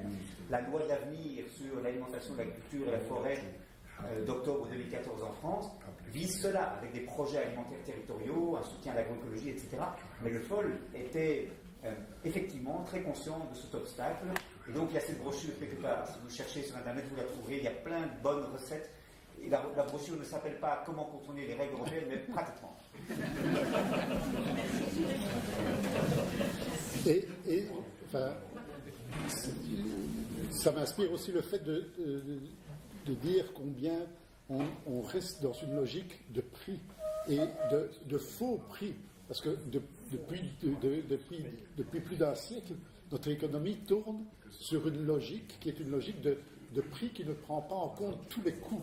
On parle toujours du prix de revient d'un produit, mais on n'a pas pris en compte les coûts écologiques, les coûts sociaux, etc. de la plupart de nos productions pendant toutes les fameuses 60s, les glorieuses qui étaient des catastrophes. Quand on regarde, ici dans cette région, mais partout dans notre Wallonie, on est en train de réparer des sols. Moi, je viens de Tubize, et je vois combien du côté de Clabec, on est encore en train de nettoyer les sols de Clabec, d'une entreprise qui a fermé dans les années 90 et dont les gens se sont enrichis dans les années 70 ou 80, mais parce que l'ensemble du coût de la production n'a pas été pris en compte à cette époque-là. Et quand on fait alors des marchés publics uniquement ou basés principalement sur le prix, on est toujours dans le faux, le prix est faux, donc on est dans le faux à ce niveau-là aussi. Et donc, je pense qu'il est important, comme il y en a d'autres qui font de l'ingénierie fiscale, il faut aussi faire de l'ingénierie environnementale ou de l'ingénierie de prix pour voir vraiment quel est le prix exact de chacun de ces produits. Voilà. Peut-être une autre intervention, quelqu'un d'autre qui veut compléter? Oui. Alors moi, je vais vous parler de notre hobby avec mon épouse, c'est-à-dire du jardin potager. Alors voilà, ça c'est notre hobby, mais pour en revenir à une alimentation saine, voilà, je pense que c'est très important. Alors pour ceux qui ont la chance éventuellement d'avoir une habitation avec un terrain autour de leur maison, et qui ont une belle grande pelouse et qui leur coûte très cher à l'entretien, moi je viens leur conseiller de faire un petit jardin, un potager, pas très difficile et pas très encombrant. Et si ça les intéresse, ils peuvent nous contacter après parce que je fais justement l'ouverture de mon jardin et je suis fondateur d'une société depuis 7 ans qui fait des visites de jardin, 6 ou 7 visites de jardin par an. Voilà. Et j'habite ici à Spienne, pour ceux qui s'intéressent, peuvent venir me voir. Et à partir de quelle surface de terrain est-ce que c'est 2 arts de terrain. J'ai 15 arts, mais j'ai 2 arts de terrain. Et avec ça, j'alimente 3 familles. C'est une tradition qui, jusque dans les années 60, était encore vivace et qui s'est perdue parce que les gens n'ont plus le temps et que c'était tellement facile d'aller au magasin chercher des trucs préparés. Je ne suis pas d'accord sur le temps. Je suis pas d'accord sur le temps. Il y a moyen d'avoir quelque chose. Maintenant, je ne peux pas faire 2 heures de terrain comme moi je fais parce que je suis à la retraite, moi, donc ça va. Mais il y a moyen d'avoir sur 5-6 mètres de long, sur 1,20 m, de produire énormément de légumes. Et ça me coûte rien. C'est un encadrement endroit dans lequel vous venez éventuellement faire une permaculture en lasagne, une culture en lasagne, avec différentes cultures de terrain. Et en plus, vous allez maintenant apprendre qu'il y a des saisons. On ne mange pas de tomates chez nous maintenant. On ne mange pas, on mange des chicots, on mange des fruits de sel, on mange des carottes et on mange des poireaux. Il y a 4 saisons chez nous. Alors, laissez les tomates au magasin, ne les achetez plus, ils n'en fourniront plus. C'est fini, c'est tout simple. C'est tout simple. Revenons au naturel, et ça va s'arranger. C'est ça la révolution. C'est ça la révolution. Voilà un mode de révolution en tout cas. Peut-être encore une ou l'autre question. Disons encore 2 questions s'il y a. Et puis, oui, je vous en prie. Je voulais juste faire part aussi. Juste pour dire, on n'a pas répondu puisque c'est plus une proposition que vous faites qu'une question. Hein, mais voilà, madame, à vous. Pardon. Merci. Je voulais juste aussi faire part de cette espèce de schizophrénie qu'on rencontre par rapport aux politiques du gouvernement, où d'un côté, mais comme on l'a très bien dit, il y a les marchés publics, les normes ASCA qui sont de plus en plus difficiles, les verrouillages de marché au niveau genre 2, produits laitiers dans presque toutes les filières, la politique agricole forcément, mais d'un autre côté, le gouvernement a aussi avec le projet Green Deal, tous ces appels à projets au relais agricole, etc., qui émanent, on voit vraiment un peu est-ce que c'est juste de la poudre aux yeux, voilà, parfois on se pose un peu la question dans quelle direction est-ce qu'on veut nous mener, et je trouve que c'est assez déroutant, et enfin voilà, je vais mettre le doigt là-dessus. Et on parlait des marchés publics, mais il y a également le programme européen à destination des écoles pour donner des fruits et des produits laitiers aux élèves, qui devient extrêmement difficile à... On ne parle même pas de producteurs locaux, on parle de fournisseurs. Enfin, c'est impossible de répondre à ce genre de marché. C'est vraiment très compliqué. C'est très compliqué. Quand même dérisoire. C'est très compliqué. Ben oui, en plus, c'est souvent dérisoire. Il y a 2 fois plus d'argent de la PAC qui va à la promotion du vin qu'aux fruits et légumes dans les écoles. C'est clair que les diagnostics sont extrêmement différents et parfois on a l'impression même qu'on va pousser des sud du côté nord. Pour revenir à la coopération. Et donc c'est vrai que c'est un peu que faire partie de cette masse d'informations. Oui, à ce niveau-là, simplement sur l'aspect coopération, pas sur les projets d'ici, mais sur les projets de coopération, c'est vrai que la stratégie politique de par le type de mode de scrutin et de mode de gouvernement qu'on a chez nous, avec une rotation, surtout avec un système de coalition permanente, on a des évolutions qui sont effrayantes en termes d'organisation de la coopération belge. La première loi date de 99, on a dit qu'on a créé cette loi justement pour essayer de bétonner, d'orienter un petit peu la coopération dans des rails qui restent un peu les mêmes. Mais on voit que tous les ministres changent à tout moment les orientations et les programmes de coopération. Moi, pour être un évaluateur de projet, je ne comprends pas comment on peut imaginer de faire un projet à moins de 10 ans. Je ne comprends pas. C'est un concept que je ne parviens pas à comprendre.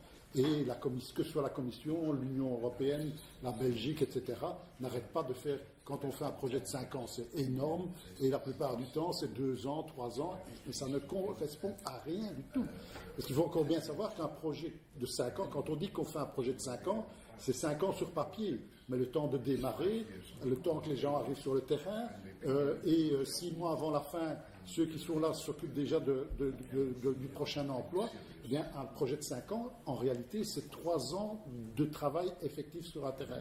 Donc, si vous faites un projet de 2 ans, vous imaginez bien que ça fait à peu près 6 mois de travail sur le terrain, pas plus. Donc ça n'a strictement aucun sens. Et on a beau... Moi, ça fait 15 ans que je fais de l'évaluation, ça fait 15 ans que la plupart de mes conclusions arrivent à dire il faut au moins que vous teniez...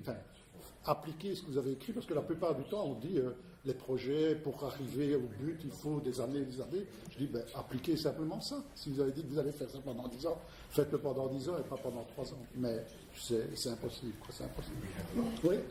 Excusez-moi, j'avais une question plutôt à l'île de Scooter. Est-ce qu'on peut faire quelque chose en tant que citoyen pour soutenir cette politique alimentaire pour essayer de mettre en place à l'Union européenne? Je ne sais pas, une pétition, un texte... Alors, on a en fait un soutien assez important de la société civile européenne. Ce qui est tout à fait intéressant, c'est qu'on a réussi, et ça je dois dire, on est assez fiers de ça, à mettre ensemble des groupes qui ne travaillaient pas du tout ensemble. 250 organisations sont associées à cette démarche. On a par exemple les organisations membres de la Via Campesina, la FUGIA chez nous, mais aussi le réseau wallon de lutte contre la pauvreté, ATD Carmonde, le Secours catholique, etc. Donc on a le Bureau européen des unions de consommateurs, on a des organisations qui s'occupent de la santé publique, on a des ONG environnementales, on a des ONG de développement, et tous ces acteurs travaillaient dans des secteurs différents: santé, environnement, coopération et développement, défense des plus pauvres, et tous se rendent compte que le système ne marche pas pour eux.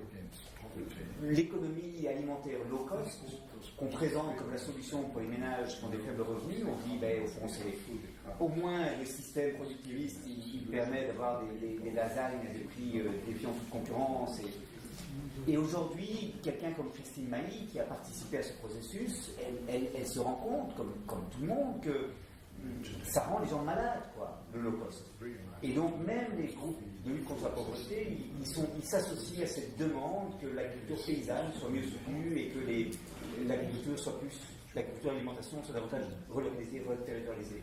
Donc, sur le plan individuel, moi je ne vois pas très bien, mais il y a toute une série d'organisations qui travaillent là-dessus, et je suis sûr que je vais militer dans plusieurs d'entre elles d'ailleurs. Mais donc il y a vraiment un truc. Alors maintenant, le grand défi, je termine, c'est la première question et j'ai répondu, je vais terminer.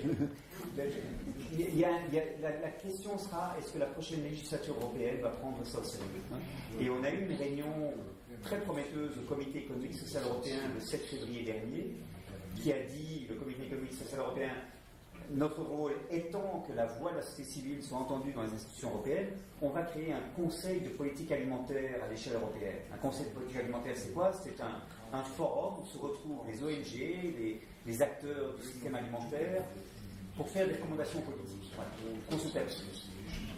Mais nous ne pensons pas que le Comité économique social européen va vraiment suivre si nous ne maintenons pas la pression.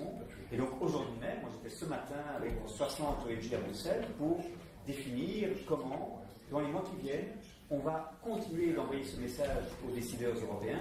C'est maintenant que les DG de la Commission européenne envoient des notes qui vont permettre à la prochaine Commission, quand elle prendra ses fonctions en septembre, de définir son programme législatif. Donc, moi j'ai bon espoir que ça puisse être en fait des priorités politiques. Je crois que même si tout le monde n'a pas lu sur la souveraineté alimentaire ou l'agroécologie, on a tous des enfants qui vont à l'école, on a tous envie que les sols ne soient pas pollués et que l'eau qu'on boit soit polluée. On a tous envie que notre système ne détruise pas l'agriculture du Sud et on est tous convaincus que la manière dont le système s'est développé jusqu'à présent n'est pas tenable. Et je dirais que dans le secteur des agriculteurs, on a de plus en plus des hésitations aussi qui se font jour. Ce sont quand même les premières victimes de ce que le système n'est pas équitable pour eux dans la chaîne alimentaire. Ce sont eux, elles, qui sont les premières victimes de maladies professionnelles liées à l'usage de pesticides. Et ce sont eux et elles qui n'ont pas accès à du foncier à des prix abordables quand ils veulent démarrer une exploitation. Et donc, on est très content qu'il y ait, sur un spectre très large, les groupes de lutte contre la pauvreté et les agriculteurs qui se joignent à nous. C'est vraiment une belle alliance. Ok, dernière intervention, parce que, oui, ou dernière question. Je me dis qu'on est à la veille des élections fédérales et des élections européennes, et que c'est justement, il va y avoir des débats politiques un peu partout, qui ont déjà commencé d'ailleurs, entre autres organisés par le CNCD, mais aussi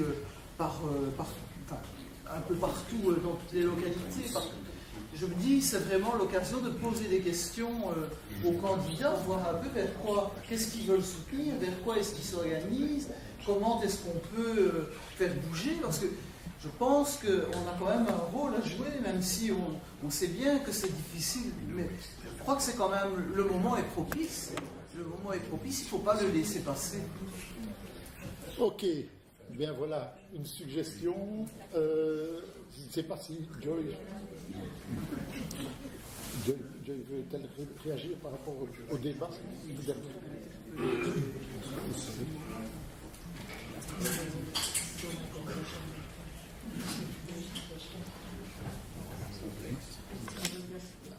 Non? Ok. Quand il n'y a plus de questions, elle fera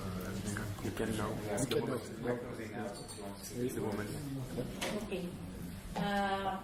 To end up my point of view during this conference, I can say that agroecology is proving to be the best way where the farmers can really access good quality and healthy food for the family. And as I have visited some areas here in Belgium, especially in the region of Hainaut, I really realized that a lot of farmers are going into agroecology and they are waiting for your support. We are all consumers here, and I know we can make a big difference if we really help these farmers, because they are really wanting their products to be discovered by you as consumers here. So all I need to ask you is to support the local farmers, who especially those who do the agroecology, because it is the only way wherein you can help them.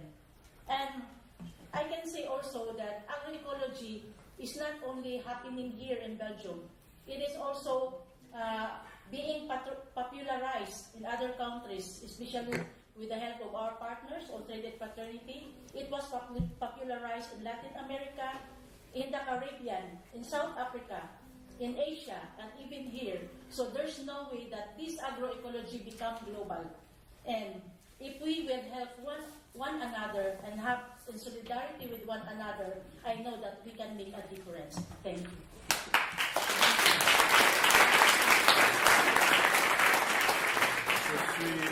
Je suis persuadé que l'agroécologie est l'avenir et qu'elle permettra à des agriculteurs de vivre. Et je crois que cette agroécologie est la solution. Et je peux vous dire, après avoir visité ce pays, qu'il y a de nombreux agriculteurs qui se lancent dans cette agroécologie et que vous êtes tous des consommateurs. Et que donc, en consommant les produits qu'ils produisent, vous les soutenez. Et vous les aidez à grandir.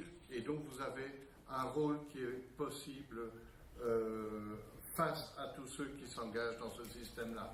Et ce système-là se développe aussi dans d'autres pays, entre autres grâce à des organisations comme Entraide et Fraternité, en Amérique latine, dans les Caraïbes, en Afrique du Sud et en Asie, comme j'en suis la preuve. Et je crois que vraiment on peut développer ce système et que ce système peut devenir mondial. Okay.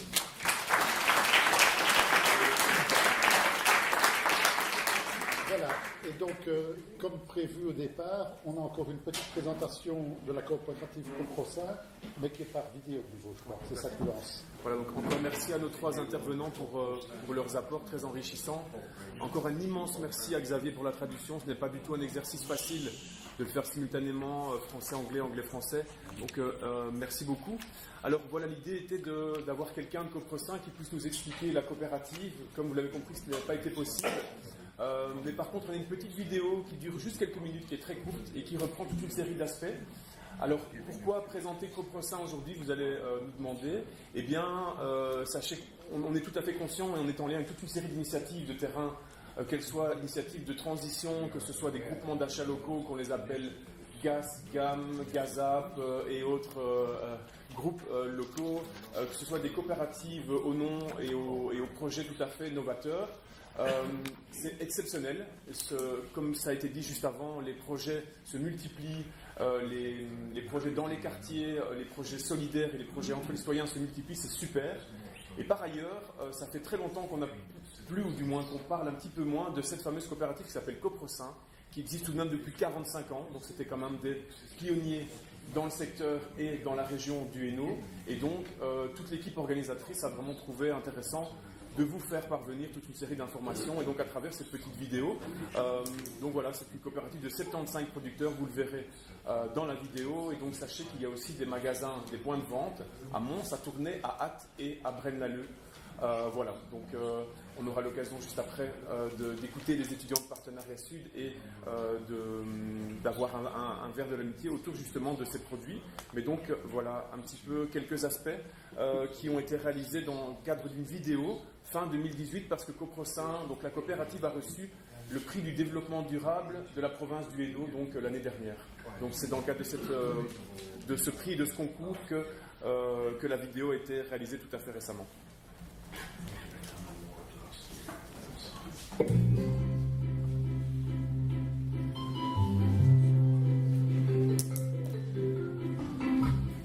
Agri5 Coprosin, c'est quoi? C'est un groupement de producteurs qui a 45 ans aujourd'hui, mais à l'époque, ils ont décidé de reprendre le pouvoir en main de l'agriculteur, c'est-à-dire de produire des denrées alimentaires de qualité, de retrouver un contact entre le producteur et le consommateur et de définir un prix juste pour le produit qu'ils livrent à la coopérative aujourd'hui.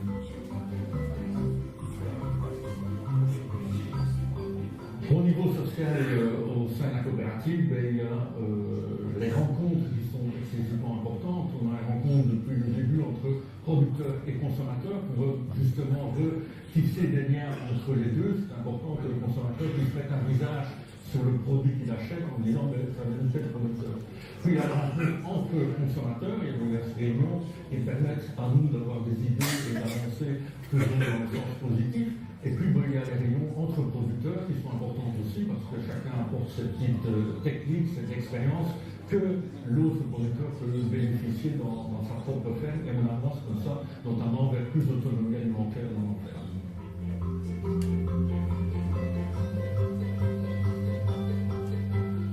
Ce qui est important aussi, c'est qu'au sein de la coopérative, on développe et on maintient en activité des petites fermes qui, dans tous les villages, permettent de recréer un certain tissu social entre les habitants et la ferme, parce que parmi nos producteurs, nous avons aussi des producteurs qui ont un petit magasin à la ferme.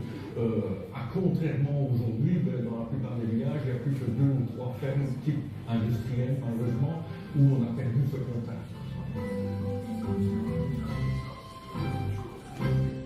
Donc, au niveau des impacts environnementaux, il y a le premier, c'est au niveau de la nature. On existe dans le cahier de charge, d'une part, qu'on a des fermes mixtes, ça veut dire qu'il y a à la fois de la culture et de l'élevage au niveau des fermes, et on est en autonomie alimentaire, avec le cahier de charge sur la réduction de pesticides, fongicides et tout ça, voire les cahiers de charge sur les productions biologiques. Il y a notamment l'interdiction des hormones et des antibiotiques au niveau de l'élevage, ce qui est quand même excessivement important au sein de notre démarche.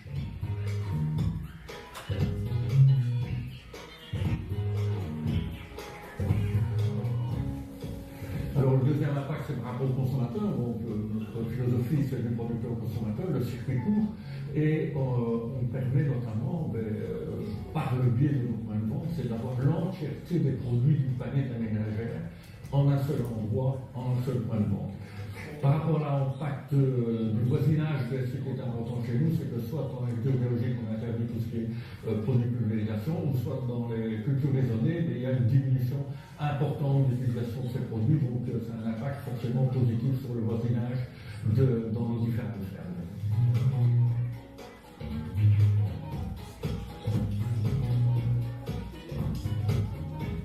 Par rapport à l'aspect économique à dessin Coprosan aujourd'hui, on a pu donner le pouvoir aux agriculteurs, c'était nos objectifs au départ, et donc aujourd'hui par rapport à l'agriculture traditionnelle qui dépend d'un prix national ou voire international pour leurs denrées qu'ils vendent à l'extérieur, au sein même de Coprosan, ce sont nos producteurs qui décident à la fois le cahier de charge, le planning de livraison et le prix auquel ils sont payés pour le produit qu'ils fournissent.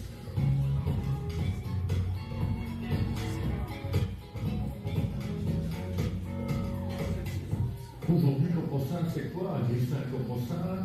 C'est 55 producteurs dans le groupement Agri5, Agriculteur. Au niveau Coprosan, on a 60 salariés, donc un producteur donne du travail à un salarié pratiquement. Nous avons un chiffre d'affaires qui va dépasser les 9 millions d'euros ici en 2018, ce qui est quand même conséquent et important.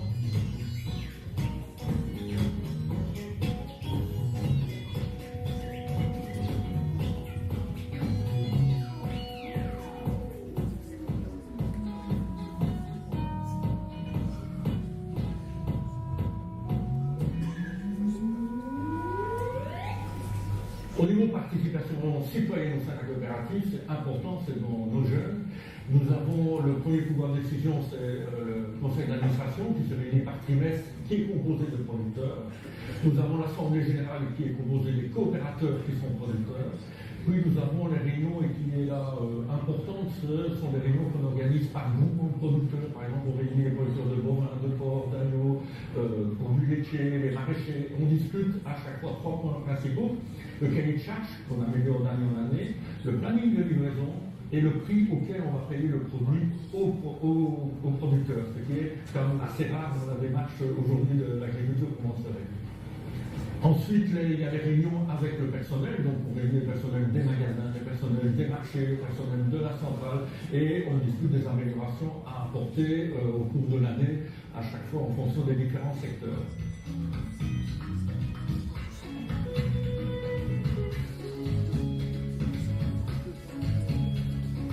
puis il y a le dernier type de rencontre, ce sont avec les consommateurs, où là on a toute une série d'informations qui nous remontent, on essaie de mettre en pratique pour faire évoluer la coopérative.